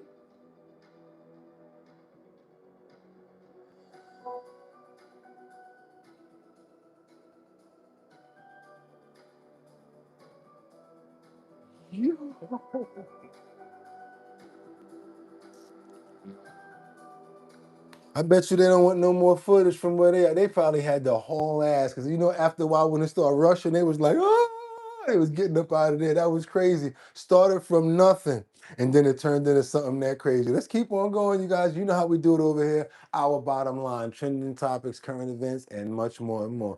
Dun-dun-dun, dun-dun-dun. I don't know what they was gonna do with that footage, but I hope their phones are still good.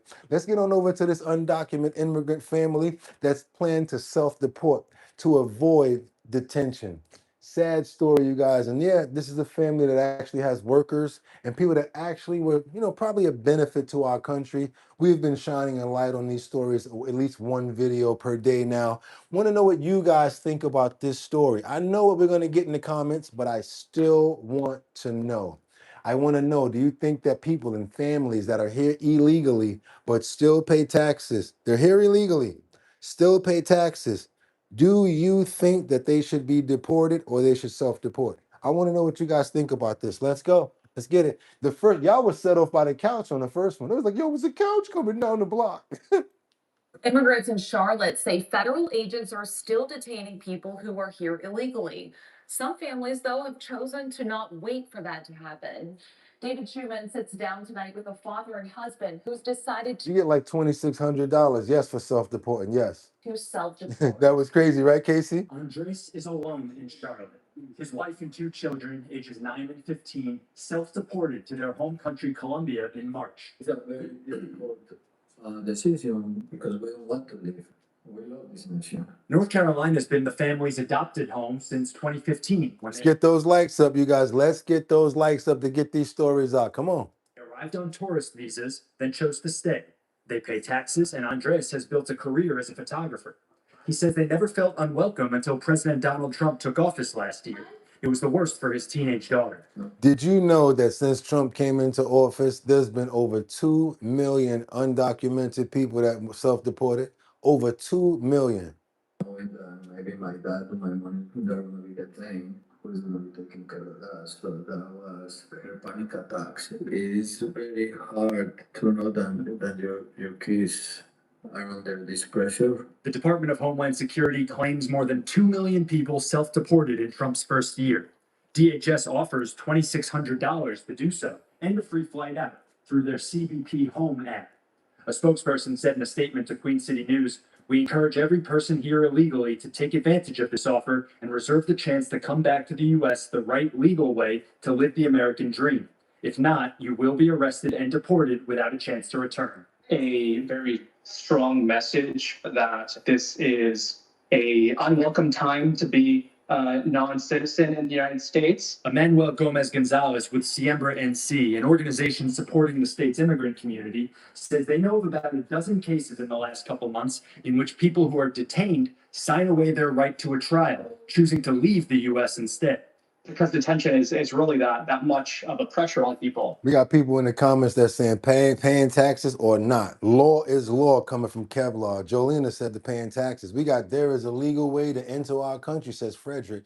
Okay, American people are paying so much for people who are illegally here. Come back the right way, all are welcome. What else we got from Kathy? Add that mass illegal migration not happen, then these people could have possibly had another way to stay. I hate the fact that there have been people here for 30 years contributing and get deported. Absolutely. Concerned citizen. They know that there's a possibility when they come in, there's no surprise. Okay, Adu. Okay, well, we got to follow the law. Don't cut in line from people doing it the right way, says Roman.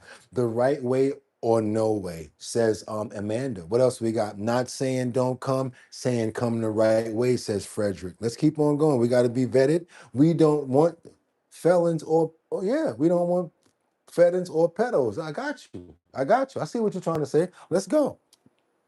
To expedite their process. Andreas now faces a different kind of pressure. He says his daughter is having difficulty adjusting to life in Colombia, and they're all struggling being apart. Andres says he'll be joining his family by the end of the year. This government is attacking us and separating families. He said the government is attacking them and separating families. Why they just keep the promises? Why don't they just keep their promises and go after the criminals, is what he's saying. Freaking out the criminals. We are contributing to this country. I'm good. They're saying that they're contributing to the country, but the problem is you got to realize you are considered a criminal as well because you're overstayed, you're here illegally. That's the part that they forget about. Doing very good things for this nation. It is very sad.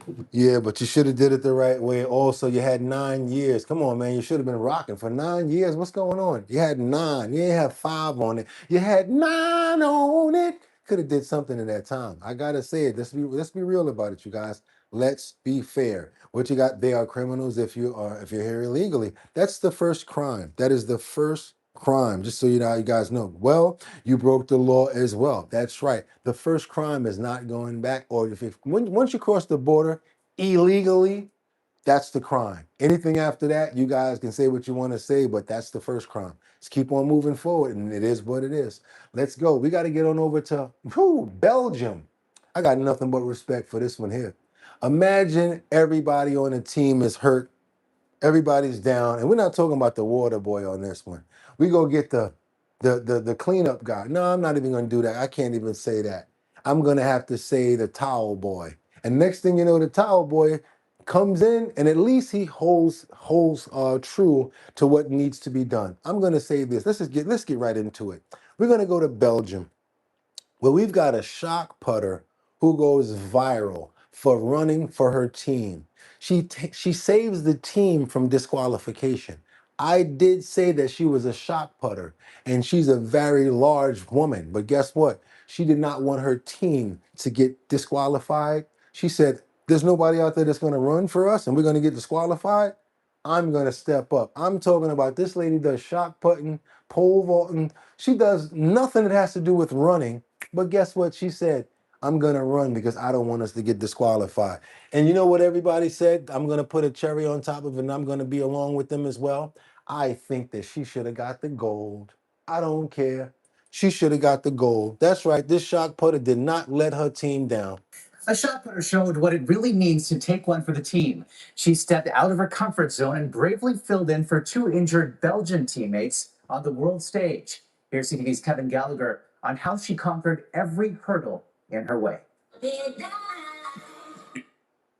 Beaming smile, dance moves, sign of nerves. I was just so excited because I saw my coach. He was really smiling as well. So you're really doing it for well to have that team.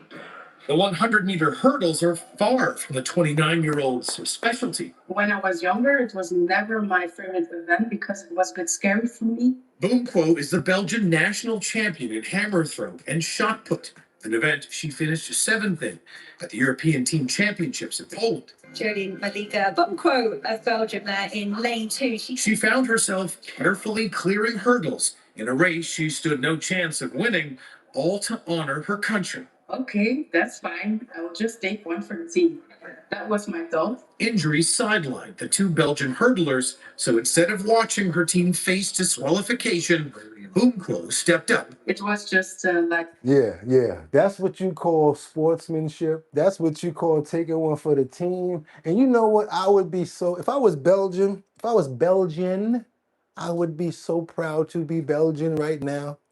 I would be so proud to be Belgian right now. Serious thought. Serious, you guys. Because she didn't have to do that. She did not have to do that. Not only that, but when it's on a world stage like that, that's how you really represent for your country. You see that right there? Hell with the fact that she didn't get gold. I guarantee you that most of the people was looking at her. Majority of the people were like, yeah, the race is cool, but I guarantee you her running in this race overshadowed the winner. Let's keep on going, you guys. Let's go, because it's about something.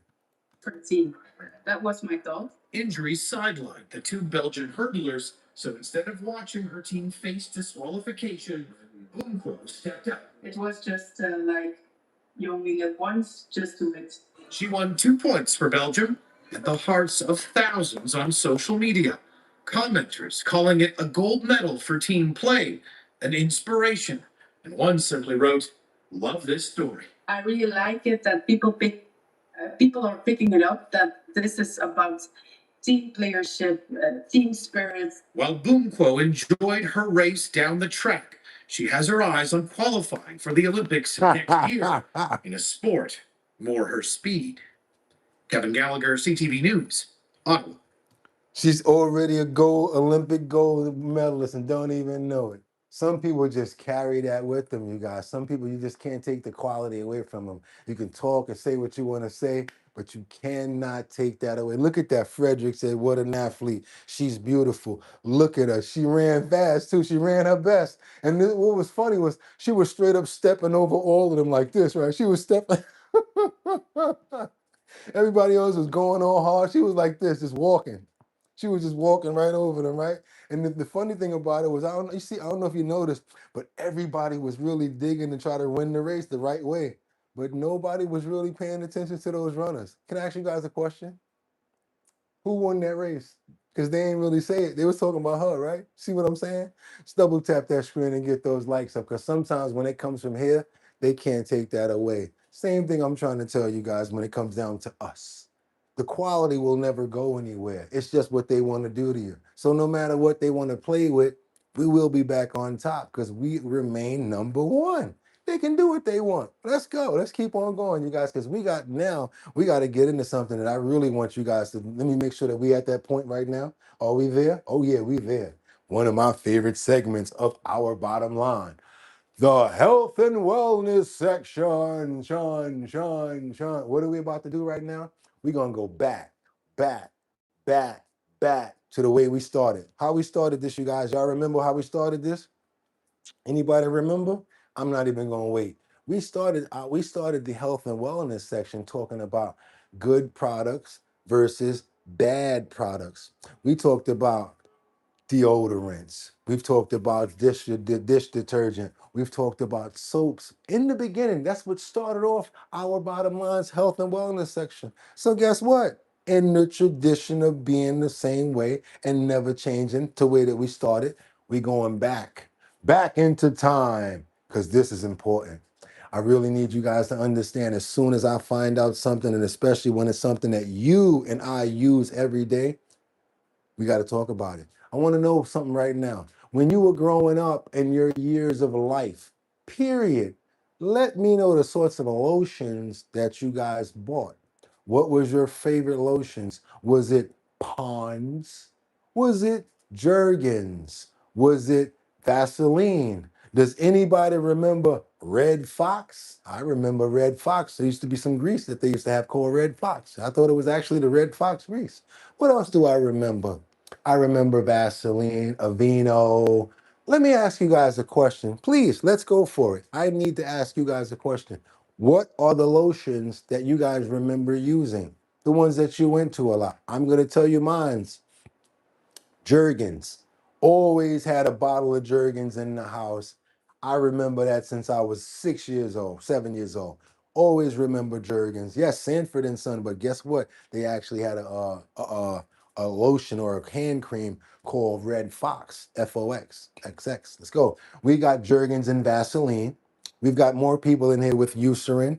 We've got Nivea, Vaseline, aloe vera. Who else we got? We got Bath and Body Works. Nivea, that's the blue one. I used to love Nivea. Queen Helene, I remember that. You know what's funny about Queen Helene? Now that you say it, you remember the writing more than anything else because of the spelling. Yes, I remember that. Rose milk. We've got Vaseline. We've got Blue Magic. You talking about that Blue Magic, talking about that grease, or you talking about that Dax? Anybody know about that Dax? Let's keep on going. Let's get back on our topic. Vaseline, oil of Olay. Okay. I remember my mother having Jergens. I used to always like Jergens because it was there and it smelled good. It's a really good smell of Jergens. How about this? Does anybody remember? Because I used to use it even when I got older. What about what is it? The pink one, the baby lotion? Oh boy, the pink baby lotion. Come on, you guys. How many people went through the pink baby lotion of the baby lotion for the era? Tell the truth. How many of you guys went through the pink baby lotion era? We got cocoa butter over there. Love the smell of Jergens. I remember the pink bottle. Yes, the pink bottle. Anybody remember that? Not calamine lotion. It was basically baby oil, but it was pink baby lotion, and it smelled so good. Look at Miss Mary Jane remembering now, going to try to find it. Tell the truth, Miss Mary Jane. Now you're going to try to go find it, right? Yes, I remember it. Baby Magic. Not pink lotion, because that was for the hair, but pink baby lotion was really good, and they used to put it on the babies. Exactly. So my question is this. We all seem to have a nostalgic memory of some of those brands, but we also know that we're very smart. And we also know that a lot of those brands get bought and sold. And with a lot of those ascertainments and with a lot of companies buying in, what do, guys? What do? They want to cut costs. All they care about is profits and financial gain. They don't care about your or my health. I had no idea that there are instances where you're rubbing petroleum on your skin. Petroleum, which is derived from, what did we talk about earlier that I said I was going to pull out? Yeah, oil, crude oil, gasoline. It's a derivative of those sorts of oils. Anything with petroleum oil, anything with carcinogens, anything with formaldehyde can, yes, promote cancer. We got to stay away from it, you guys. We back at it today. Our bottom line, health and wellness section. We got to do it. We got 7 body lotions you should stop using and 3 that are actually safe. And I'm so glad that some of you guys already said it. Noxzema, okay. Johnson and Johnson, there you go. Let's go. Let's go. Let's get into it, you guys. This is very serious right here. I have never thought about this until I really got into it. I really paid attention to this one specific video today, and it really brought a lot to my mind. But I'm thinking to myself, because I put lotion on. You understand when you're putting this lotion on, it is covering the biggest organ in your body. And there's different things that can happen. Hormones. When it comes down to reproductive, yes, you wouldn't believe it. You guys, if you can stick around, this is the one. This is it right here. I'm telling you right now. This is 7 body lotions you should stop using and 3 that are actually safe. If not for the body lotions, find out what the ingredients are and what they do. This way we can look at other ingredients and say, oh, we don't want that. We need to realize what these ingredients are. Let's get into it. 7 body lotions you should stop using and 3 that are actually safe. This is from the brand report. Very easy. Brand report. We'll be back to subscribe after we get into it, you guys. Let's go. We're going to get right into it. Idea. I'm Joseph, and after digging through FDA reports, EWG data, and real lawsuits, I found 7 lotions you must throw out today, plus 3 safe ones. Hit subscribe now. Body lotions to avoid. Number 7, Jergens Ultra Healing Lotion. Jergens Ultra Healing has been sold for over 100 years and is... And why? Because we believe in it. It's a brand that we know, we love. I love that smell. I need us to break down what's in it and why it's not good for us. And it's number 7 is the worst. As we go further into numbers, the lower the number, the worse the lotion gets. Please remember this. Let's go. Loved for its cheap price, but reading the back label tells a very different story for your skin. According to the EWG Skin Deep database, older versions of this lotion list methylparaben, ethylparaben, DMDM hydantoin, and fragrance. And DMDM hydantoin is a preservative that slowly leaks out formaldehyde, which the World Health Organization's IARC has called a Group 1 human cancer, causing chemical since 2006. We don't know how people probably getting cancer. Maybe some of the things are derived from all of this stuff that we're using. Bugatti's thing is, and please correct me if I'm wrong, let's try to use the least amount of products which have these chemicals in it that can get us these cancers. That common sense. Less, you probably won't get the cancer. But we got to worry now because it's in the lotion, it's in the cereal, it's in the soda, it's in everything. That's why we got to pay attention because we don't know what doses we're getting and where. Yeah, just keep on going. Let's go. The word fragrance on the label sounds harmless, but under the U.S. fragrance loophole, this one word can legally hide more than 3,500 secret chemicals, including phthalates that the CDC links to hormone problems and reproductive issues. Because petrolatum sits in the top 5 ingredients, the lotion mostly traps water on top of your skin instead of feeding it real nutrients. And dermatologists warn this can make skin more dry and dependent over time. Even the brand itself now admits some customers want to avoid parabens and says it is in the process of removing them, which tells you... So you're in the process of removing them, but how about everybody else before that? This is what I'm talking about, guys. We understand you made a mistake and now you're going to change it, but we've been dealing with those mistakes all of our lives as long as we've been dealing with this product. Everything you need to know. Cons. Contains parabens-linked hormone problems. Uses formaldehyde, releasing DMDM, hydantoin, preservative. Hidden fragrance chemicals trigger allergies. Petrolatum clogs pores over time. Brand is slowly removing parabens. Price, around $6 per bottle. Let's get into the next one that we trusted because of that V, because of the lotion. And why didn't we know better? It's petroleum jelly. Why the hell was we thinking Vaseline is okay in the first place? All right, y'all. Let's go. Let's go. It's probably good to put on your face before a fight. Not even that. Number 6, Vaseline. Intensive Care Advanced Repair Lotion. Vaseline.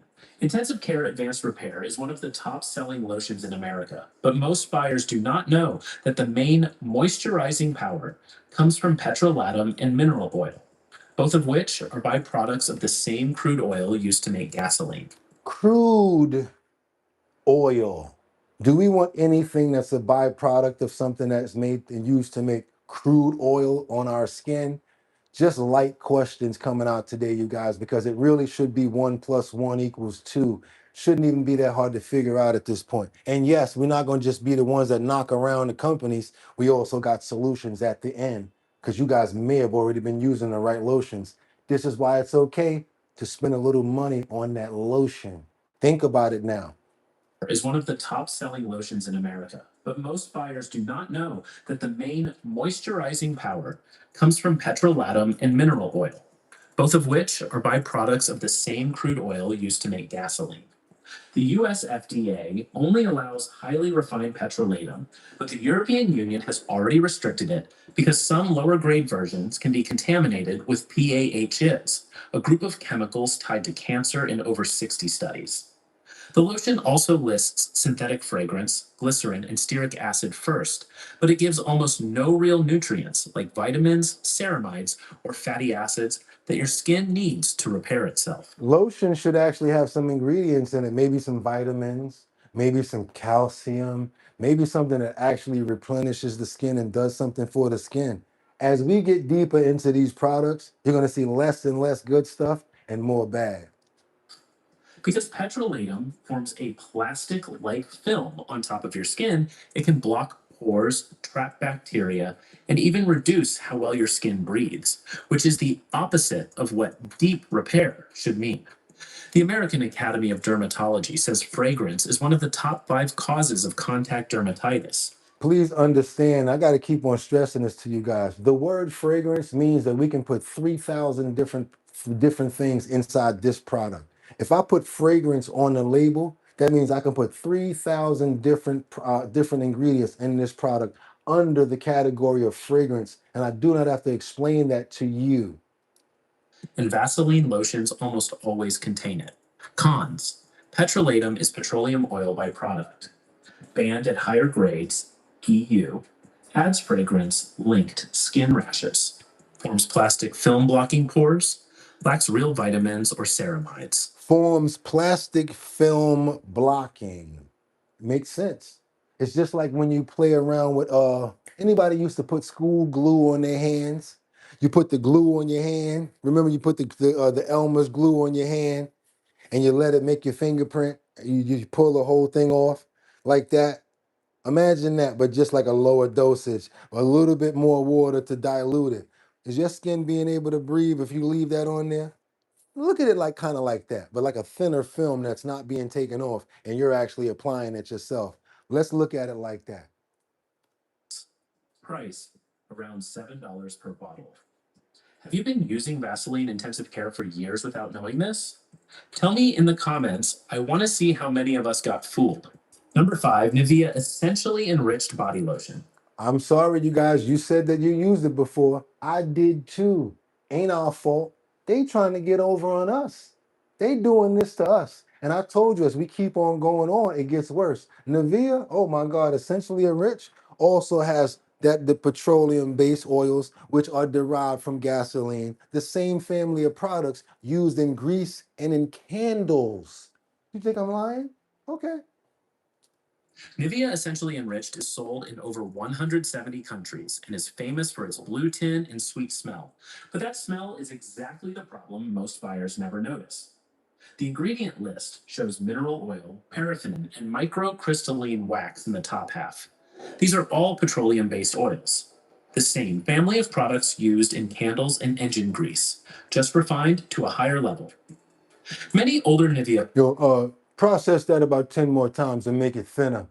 Add some whatever, put some coloring on it, put a fragrance in there, and we're gonna call it a lotion and sell it to these people. Formulas have also contained methylparaben, propylparaben, and BHT. And a 2021 study published in the journal Environmental Research found parabens in 99% of urine samples from American women, showing how easily they enter the body through daily lotion use. Why is that? Because the women mostly use a lot of lotion more than men. And I love y'all for that. Y'all soft and supple and so yeah. And guess what? We got to rewind because I want to make sure you guys heard that last sentence that he said. Let's get to about right. Let's go right there. In 99% of urine samples from American women, showing how easily they enter the body through daily lotion use. Okay. The fragrance in this lotion contains common allergens like linalool and limonene, which the EU now requires to be labeled separately because they cause skin reactions in roughly 1 to 3% of people. But as we know in the United States, our government and the FDA, they allow a little more than the EU does. Worse, Nivea adds dyes and very little real plant oil. So for the price, you're mostly paying for water, wax, and perfume, not actual deep moisture. Water, wax, perfume, and how many, oh, and you know there's fragrance there, right? So how many different things can be under that fragrance label? Over 3,000. Cons. Heavy mineral oil and paraffin. Older versions contain multiple parabens, fragrance allergens On your whole body. Yeah. add synthetic dyes for color. And they're finding things in women's urine. That means it's in your body, in your bloodstream. How the hell it get from outside the skin into your urine? Because whatever you put on that organ is coming on in, sucking it in, and it's going in your body. It's on your body, so it's going to be in your body 9 times out of 10. Very little real plant oil. Price around $8 per bottle. Next. Number 4, Bath and Body Works. Body. I'm so sorry for you guys that said Bath and Body, because it's probably one of the worst. You got to realize mostly things that Bath and Body uses has to do with what? Perfume, right? Which comes from fragrance. Let's go, Bath and Body. Lotion. Bath and Body Works is the king of scented lotions in America, with thousands of stores and over 100 different fragrances. But according to the Filtery and EWG, every single Bath and Body Works product contains fragrance. And under the fragrance loophole, this can hide phthalates, styrene, formaldehyde, toluene, and allergens like limonene and linalool. Formaldehyde. How many of you guys know what anything about formaldehyde? Where you find formaldehyde at most of the time? Which can cause skin issues, asthma flare-ups, and hormone disruption. The CDC has measured phthalate levels in over 90% of Americans tested, and lotions are one of the biggest daily sources of skin contact. Many Bath and Body Works lotions also list propylene glycol, ethyl hexyl glycerin, and sometimes parabens. And the brand has embalming fluid. Exactly. And in funeral homes. Exactly. Been called out for poor nail polish, but do you want that on your skin? You clean that off. You make sure it only get on your nails. Like, what's up with that? Even that you be careful with, right? Right? Ingredient transparency, because the full ingredient list is not even shown on most product pages of their official website. Independent skin experts say a lotion with 30+ ingredients, where the first active benefit is just shea butter near the bottom of the list, is more of a perfume than a real skincare product. So let's say if they put shea butter, which is shea butter, at the bottom of the list, most of the time, whatever has the least amount of ingredients in it is at the bottom of the list, which means that they just put it in there to say it's in there. Yeah. If you have eczema, asthma, or sensitive skin, dermatologists strongly recommend avoiding heavily scented lotions like this one. With real fruit juice, they can have a big old gallon and just drop one drop in there and says it has real fruit juice in it. They did literally drop one droplet in there, right? It's technicalities, y'all. Come on. Come on. Cons. Every product contains synthetic fragrance. Hides phthalates under fragrance loophole. Poor ingredient transparency on website. Common cause of contact dermatitis. If you're wondering about any brand, turn the label over on the back, Liberty, see if it has fragrance in it and see if it has any one of these things in it. You might want to double check your labels now, guys. And why? Because now we're learning and it makes us better. It made me better. My health is better because of just this segment here. I got to read it and see it before I tell you guys. Imagine how I'm feeling right now. Fantastic. More perfume than real skincare. Price around $16 per bottle. Number 3, St. Ives. Now, meanwhile, do you guys remember and notice that the other one before this one was $16 and it had more stuff in it that'll hurt you? Cost more than the actual good stuff. When we get down the line and finding the good stuff ain't even that expensive. Let's go. Yeah, it's another one. St. Ives. We know it. We grew up on it too. Softening body lotion. St. Ives is marketed as a natural brand thanks to its big oatmeal and shea butter labels. Too bad they had a class action lawsuit against them where parents and people were complaining about the oatmeal and the shea butter being very low consistency. I told you about that, how they hide it on the label, right? But the truth on the back of the bottle is far from natural. The ingredient list shows mineral oil, dimethicone fragrance, and methylparaben in many formulations. And a class action lawsuit was even filed against Unilever, the parent company, over claims that some St. Ives products were too harsh on skin. According to research published by the American Academy of Dermatology, scrubs and lotions with strong fragrance and rough particles can damage the skin barrier in only 2 weeks of daily use, leading to redness, micro tears, and faster aging. The natural front label hides the fact that the actual oatmeal and shea butter sit near the bottom of the ingredient list, meaning their concentration is usually less than 1%, while petroleum-based oils make up the bulk of the product. So the bulk of the product is made up of the gasoline-derived petroleum with the fragrance and with the coloring and just a little bit of shea butter to say it's in there. Reports also show that synthetic fragrance is the #1 cause of cosmetic allergic reactions in the US, affecting roughly 1 in 4 people with sensitive skin. Cons. Natural label hides synthetic ingredients. Contains mineral oil and parabens. Because you're going to think that this is a natural product because of the labels. It's manipulating right there. Real shea butter under 1%. Past lawsuit over harsh formula. Fragrance damages skin barrier fast. Price, around $5 per bottle. Cheap for a reason. Now, what's next, you guys? I hate to do it to you, but yes, our favorite, one of our favorite that I grew up on, Suave, Advanced Therapy, is next. And even worse than all of these guys. I told you, as the numbers get lower, the products get worse. Did you also believe St. Ives was a natural brand? Comment, fooled. If this just opened your eyes, let's see how many of us were lied to. Number 2, Suave Advanced Therapy Lotion. Suave is found in 1 out of every 2 American homes, but the brand has a heavy history with one of the most controversial preservatives in the beauty world, DMDM Hydantoin. In 2021, a major class action lawsuit was filed against Unilever, the parent company of Suave, claiming that DMDM Hydantoin, a formaldehyde donor that releases small amounts of formaldehyde when it touches water, was... So you get a little bit of formaldehyde with that when you touch a little bit of water. So when you put that on your face a little bit damp, or your body or your arms, yeah, that's what activates it. Isn't this crazy? Seriously? It's linked to scalp irritation, hair loss, and allergic reactions, and that the FDA itself listed it among allergens that cause most allergic reactions from the use of cosmetic products. Suave then publicly promised that by the end of 2021, all Suave products would be DMDM Hydantoin free.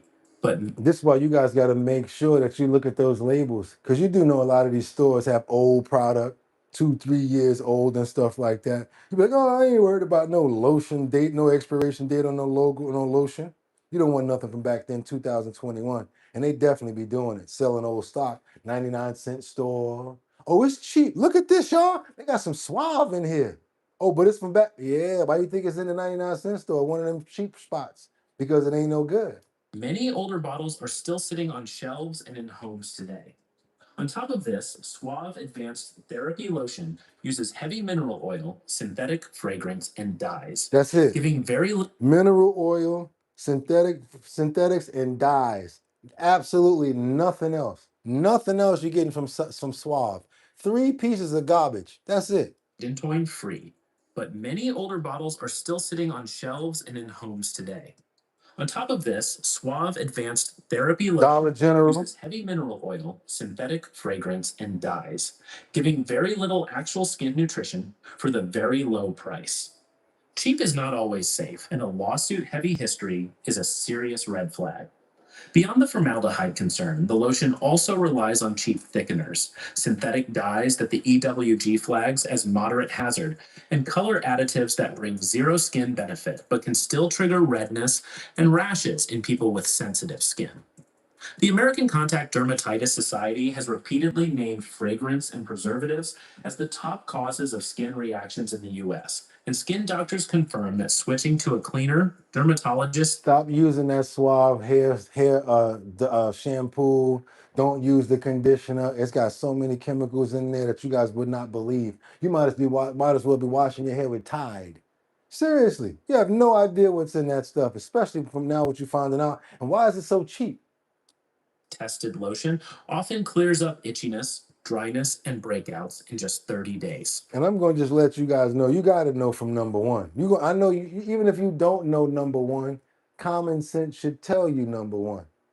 Don't buy cheap stuff, period. Because this one here, oh man, ain't nothing but water and fake lotion. Let's keep on going, you guys. This is gonna be the beauty bar. I mean the beauty lotion from Walmart. Remember, I don't know if you guys ever bought Equate. Yeah. Cons. History of formaldehyde releasing DMDM hydantoin. 2021 class action lawsuit filed. FDA listed ingredient as allergen, heavy mineral oil, and dyes. Old stock still on shelves. Price around $4 per bottle. And that's why people buy it. Equate Beauty Daily Moisture Lotion. Equate Beauty Daily Moisture is Walmart's in-house lotion and is one of the cheapest body lotions in America.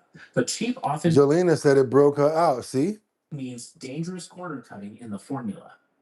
The ingredient list typically starts with water, mineral oil, petrolatum, and stearic acid, followed by methylparaben, propylparaben fragrance, and DMDM hydantoin in many older versions, meaning a single pump can contain up to 3 to 4 different ingredients flagged by the EWG as moderate to high concern.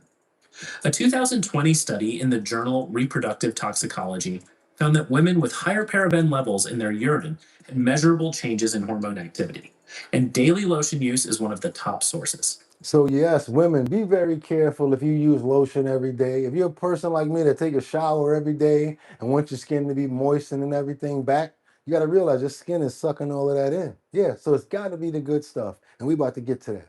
Equate is sold as a copycat of bigger brands, so the formula often skips the more expensive plant oils, peptides, and ceramides that real skin repair needs. With 0% real botanical ingredients in many versions, you are basically rubbing water, petroleum, and preservatives on the largest organ of your body. For a few dollars more, you can find lotions that actually feed your skin instead of just coating it. Walmart sells over 100 million units of Equate branded personal care products every year, meaning millions of families are unknowingly applying these chemicals to their skin daily.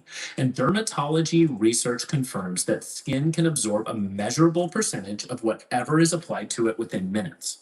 Over the course of just 1 year, daily use of a cheap lotion like this adds up to nearly 4 to 6 liters of petroleum, preservatives, and synthetic fragrance being layered onto the body's largest organ. And that is a chemical load no skin doctor recommends. Cons.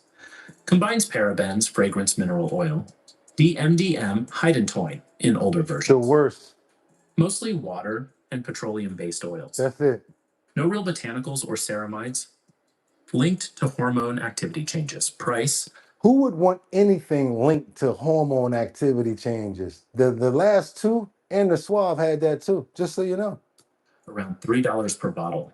Safe lotions. Number 3, CeraVe Daily Moisturizing Lotion.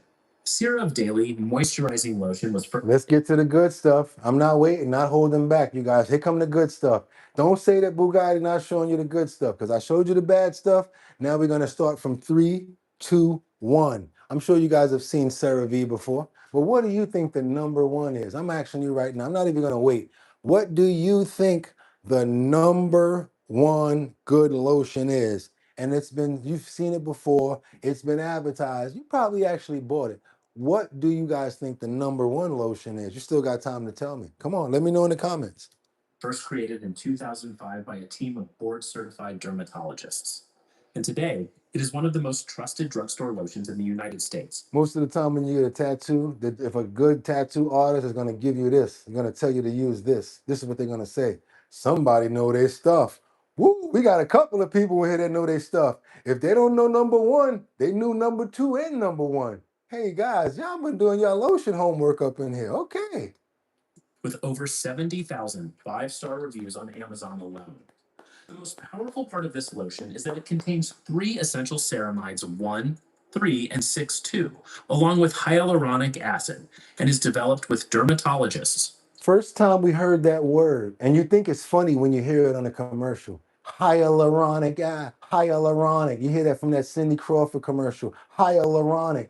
They're giving you some good quality stuff for your skin in there. Pay attention. Fragrance-free, oil-free, non-comedogenic, and accepted by the National Eczema Association, and ceramides naturally make up around 50% of the fats in your skin's protective barrier. The hyaluronic acid inside can hold up to 1,000 times its own weight in water, which keeps your skin plump and soft for up to 24 hours through a patented MVE slow release technology. The National Eczema Association only gives its seal of acceptance to products that pass strict safety tests for sensitive and eczema-prone skin, meaning this is one of the very few drugstore lotions safe enough for babies, kids, and people with skin conditions. For around $13 to $18 a bottle, you are not just buying scented water. That same garbage you was paying for at Bath and Body Works that was giving you nothing.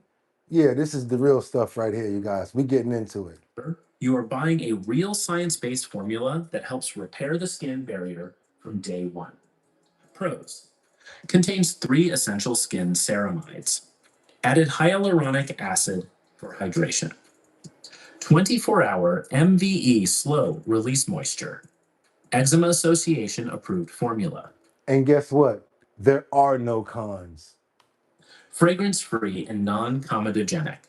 Price, around $13 per bottle. Number 2. Number 2, Eucerin Advanced Repair Lotion. Eucerin has been a dermatologist's favorite brand for over 100 years, and the Advanced Repair Lotion is one of their best-selling formulas because it targets very dry, rough, and cracked skin. Don't tell me I'm not giving you guys the good stuff. First is CeraVe, now we got the Eucerin. And yes, you were right to pick the number 1. It is Aveeno. At the deepest level. This lotion is enriched with ceramide 3 and 5 natural moisturizing factors, provides 48-hour hydration, is fragrance-free, dye-free, and paraben-free, and is dermatologist recommended. Somebody know their stuff. Look at Just Joy 206. My son did his research and introduced us to these good ones. So we know what we're talking about. Let's keep going, you guys.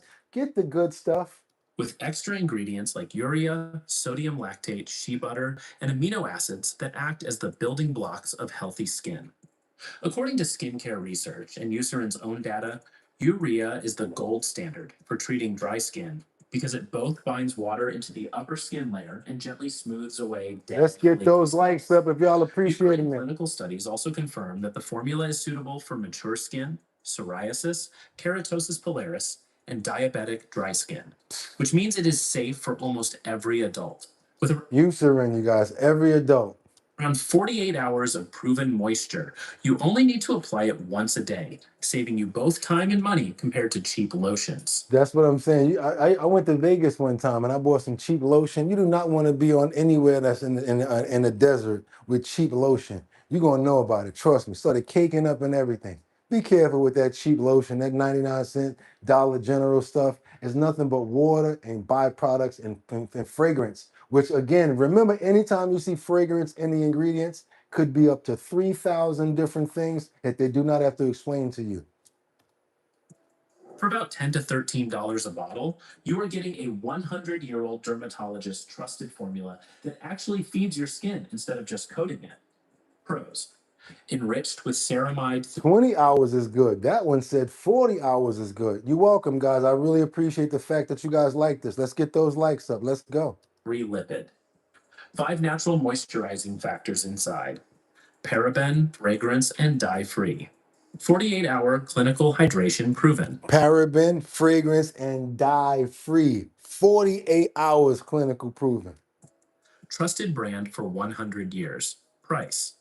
Around $11 per bottle. And still less than that Bath and Body Works garbage that's giving you fragrance. That bad stuff and the stuff that you don't want in your body. Is Eucerin your skin's holy grail or totally unknown to you? Tell me below. Number 1, Aveeno Daily Moisturizing Lotion. Aveeno Daily Moisturizing Lotion is one of the most dermatologist-recommended body lotions in America. Thank you, Kendra. With the brand itself being trusted by skin doctors for more than 70 years. The biggest secret behind Aveeno is colloidal oatmeal, finely ground oat powder that the US FDA has officially listed as a recognized skin protectant, meaning oatmeal is legally approved to relieve itching, dryness, and minor skin irritations, including eczema. Yeah. A 2024 clinical study by Ken Vue confirms that this Aveeno lotion provides 48 hours of moisturization. Number 1. The formula is allergy tested, paraben-free, fragrance-free, dye-free, non-greasy, and non-comedogenic. making it one of the safest options for babies, kids, sensitive skin, and people with eczema. The newer formula also uses prebiotic oat technology, which feeds the good bacteria on your skin and helps repair the skin barrier the natural way instead of suffocating it with petrolatum and synthetic chemicals. With more than 50,000 positive reviews across Amazon and Walmart and a price of just around $9 to $12 a bottle, this is the smartest, safest, and most affordable body lotion you can grab from any drugstore today. Pros: FDA recognized colloidal oatmeal skin protectant, 48-hour clinical hydration proven, Affordable. paraben, fragrance, and dye-free. Top dermatologist recommended brand 70 plus years. Safe for sensitive and eczema skin. Price: around $9 per bottle. So now you know the 7 lotions to throw out and the 3 safe ones to trust. Your skin, your hormones, and your family will thank you. You guys, y'all know how we do it around here. Let me bring this all the way back to the beginning. And of course, you're going to have to subscribe because I want to make sure that they're getting their love over here for what they do. We got to make sure that we're showing love over here. We're going to get right to the beginning of this one. It's 7 body lotions you should stop using and 3 that are actually safe. Again, 7 body lotions that you should stop using and 3 that are actually safe. Let's go to the channel here. We're going to do it together. It's called Brand Report, BRANDREPORT. We're going to subscribe together at the same time. Boom, we hit that subscribe.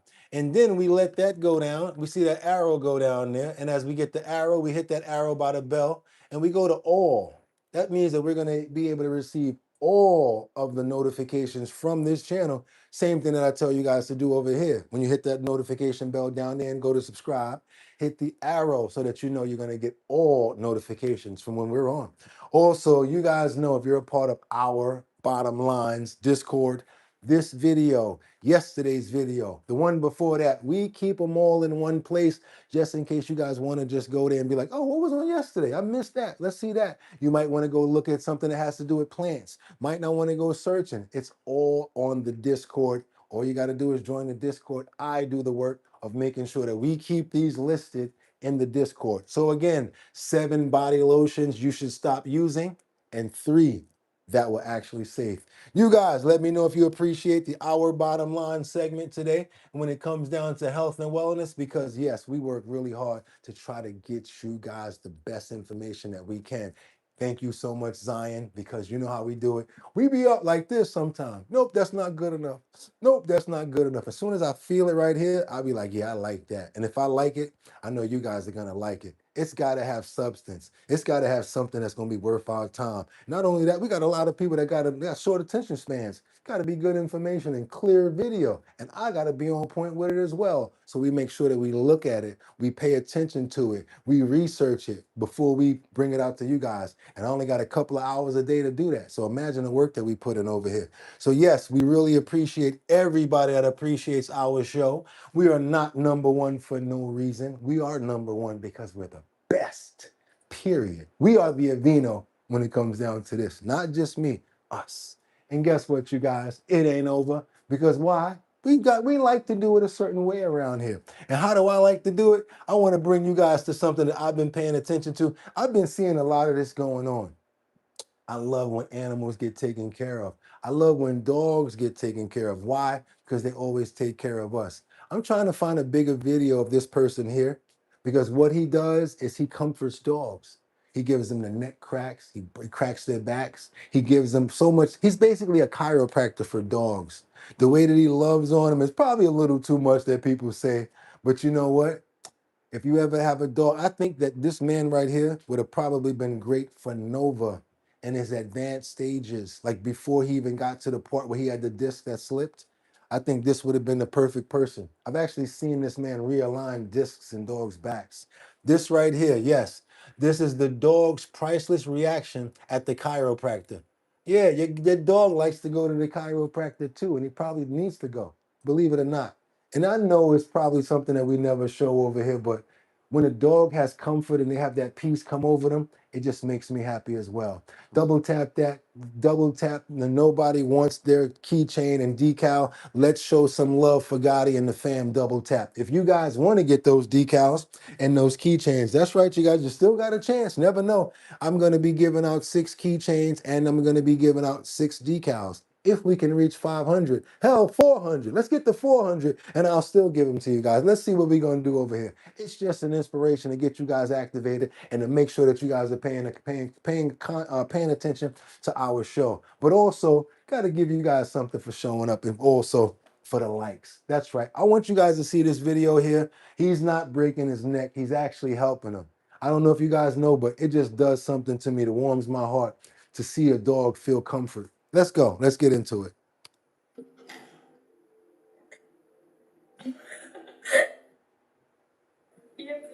This guy is a chiropractor who specializes on dogs. That's cool. Yeah. Which leads to some hilarious reactions. Don't try this at home.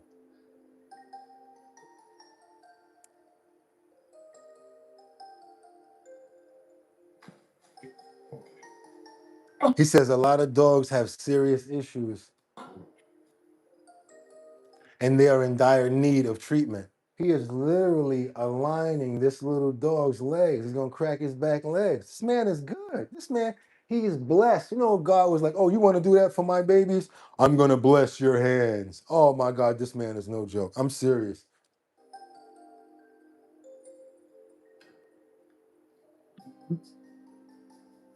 He's dedicated his life to doing this.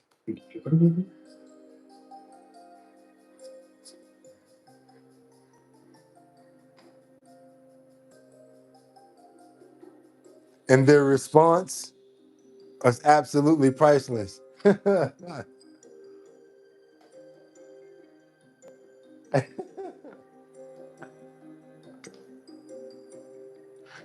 Muscle tension is a very big problem for many dogs. And they can go through life feeling it. I don't think he's gonna get this big boy because he's gonna get mad. Big boy ain't going for it. Oh, I think he did get him. He got him.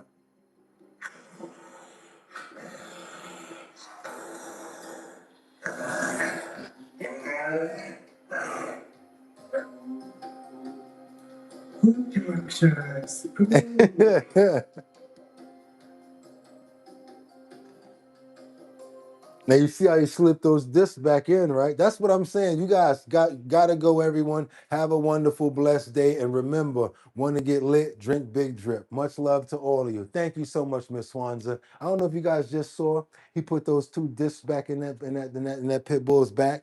This is what I mean. Like, I don't know if we can afford it, but I was thinking like, yo, in order to prevent things like that happen to Nova, I might just go get my dog x-rayed just to see his spine, just to make sure that everything is in place. Might just wind up doing it. It might cost or whatever, but I'd rather deal with the cost of the x-ray early than dealing with the IVD situation going down the line when you're thinking about Nova situation and dogs, period. Let's see adventure.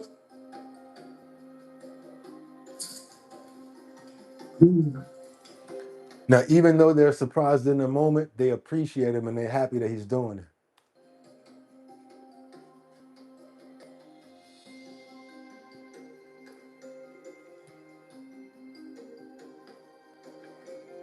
He literally just cracked this dog's neck. Look at this.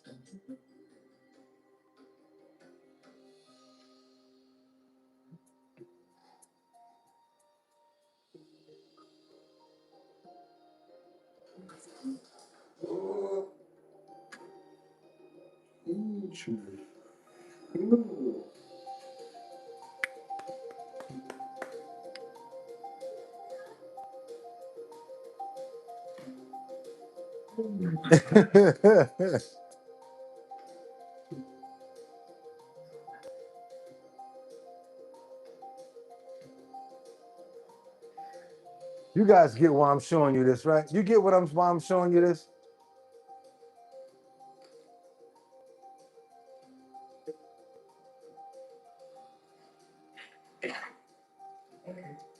He cracked his jaw.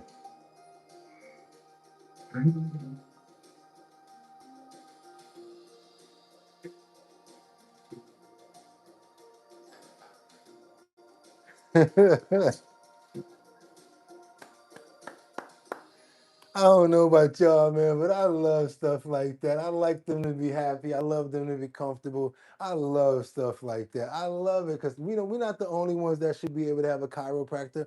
Why can't dogs have chiropractors too? Exactly, you guys. I think they're beautiful. They help us with stress. Exactly. Why can't we do the same? I appreciate you, Casey. You said another banger Bugatti, but I did warn you, Casey. I told you it was going to be one. I told you when I tell you in the beginning, when I warn you and I tell you it's going to be a good show, I always know it's going to be a good show. And that's what we do around here, you guys. But you know what we got to do right now, right? We got to get those promos in. So if you guys trying to get your business out there, trying to get in front of many more people, all you got to do, send your promos over to us. I just want to say something real quick. That's the reason why we number one, because of the shows that we put down and because of the content and the way that we get busy. So as soon as we get our numbers back, where you expect us to go back to? It ain't like we got the swill of wines over here.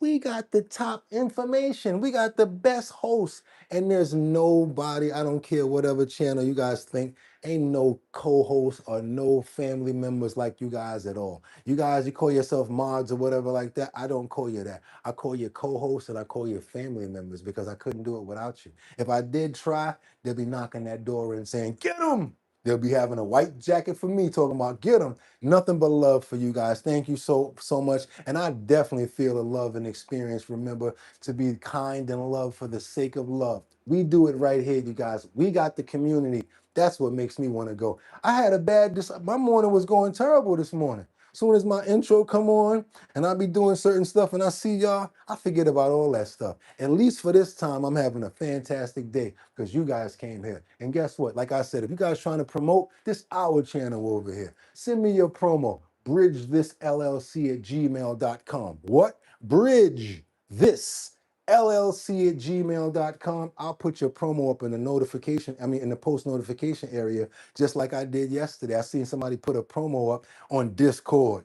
Faye gonna put a promo up on Discord. Like what? I had to snatch that, put it up on our bottom line channel to get you more demo. We here to help you guys. That's right. Send us your promo. Still put it on Discord, but send it to us. This is where the audience is at. And anybody acting up in Discord or whatever like that, y'all know what to do. We kick them out. We don't worry about those angry people. And if I made a mistake and kick somebody out, normal thing you're supposed to do is go to my email address or send a message. Yo, somebody kicked me out, made a mistake, and be respectful about it. And then we're going to deal with it. But what you don't do is come in the comments or go to other platforms saying anything crazy, because now we're going to look at you like, you know what? Maybe they were good for getting rid of you. So you guys, we don't worry about trolls and all of those people. We keep the machine going. And when the gremlins try to go around, they don't fit. So they fall off anyway.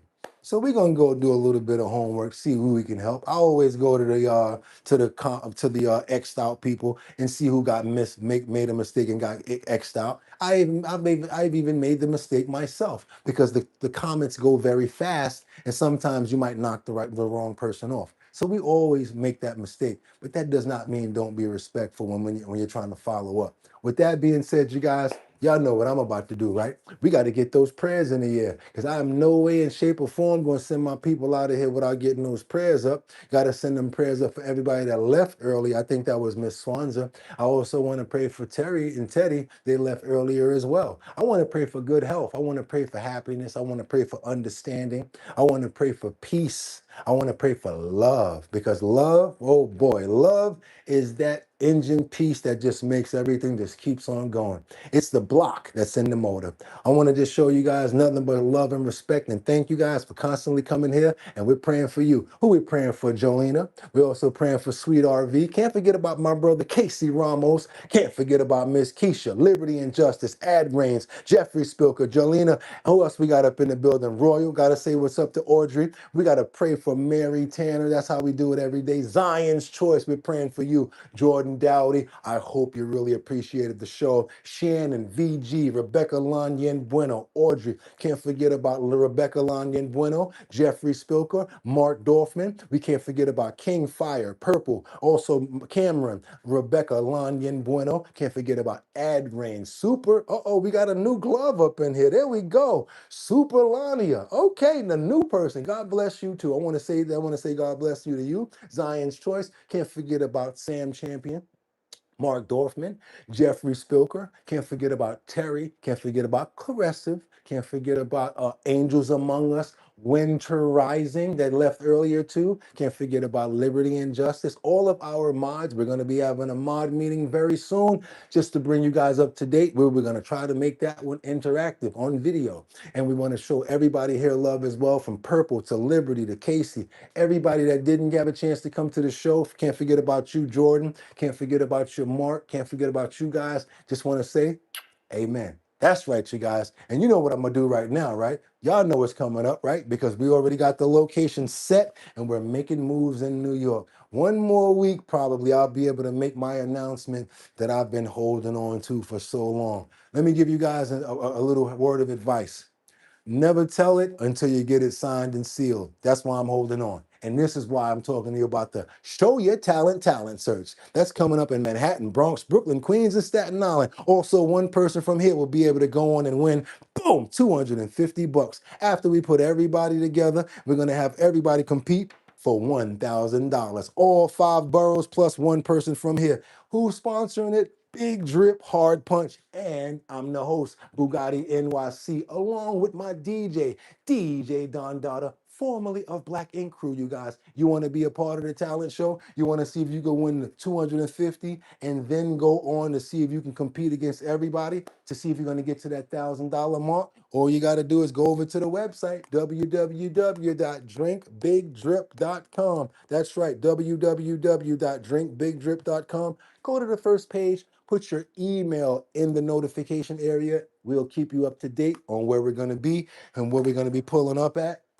5 different locations, 5 different boroughs, as well as different events going on. It's summertime, you guys. It's hot out there. It's time to get it going. And y'all know what I'm going to say, right? Tomorrow, that's right, hump day. We'll be right back here, 6 o'clock in the morning to do it all over again. Trending topics, current events, and much, much more. You guys, don't forget, join that Discord to keep this going. You don't got to leave, but you got to get the hell out of here soon because the video is going to shut off. But if you want to keep it going with the content, when it comes down to text and to getting back and forth with each other, it goes on all day, you guys, at the Discord. But you just got to know where to go. Go over to Discord, download Discord, Our Bottom Line. Be a part of the fam and part of the chat. And let's keep it going, you guys. And with that being said, y'all know what I'm about to say, right? Because tomorrow is another day. I got to start getting more trending topics, building up another show for current events, and getting us on point for another show for tomorrow. Hump Day, the 20th. This month is going by fast. Can't wait to see what it brings us. So you guys, I want you guys to have a fantastic, safe, and a clean and a good day. And be right back here tomorrow, 6 o'clock. Same bat channel and the same bat channel, same bat station. And like I always tell you guys, y'all could have went anywhere. But the fact of the matter that y'all came here to chill with me on this Tuesday the 19th, I appreciate you. So until tomorrow, got 'em. Peace. See you guys in the morning.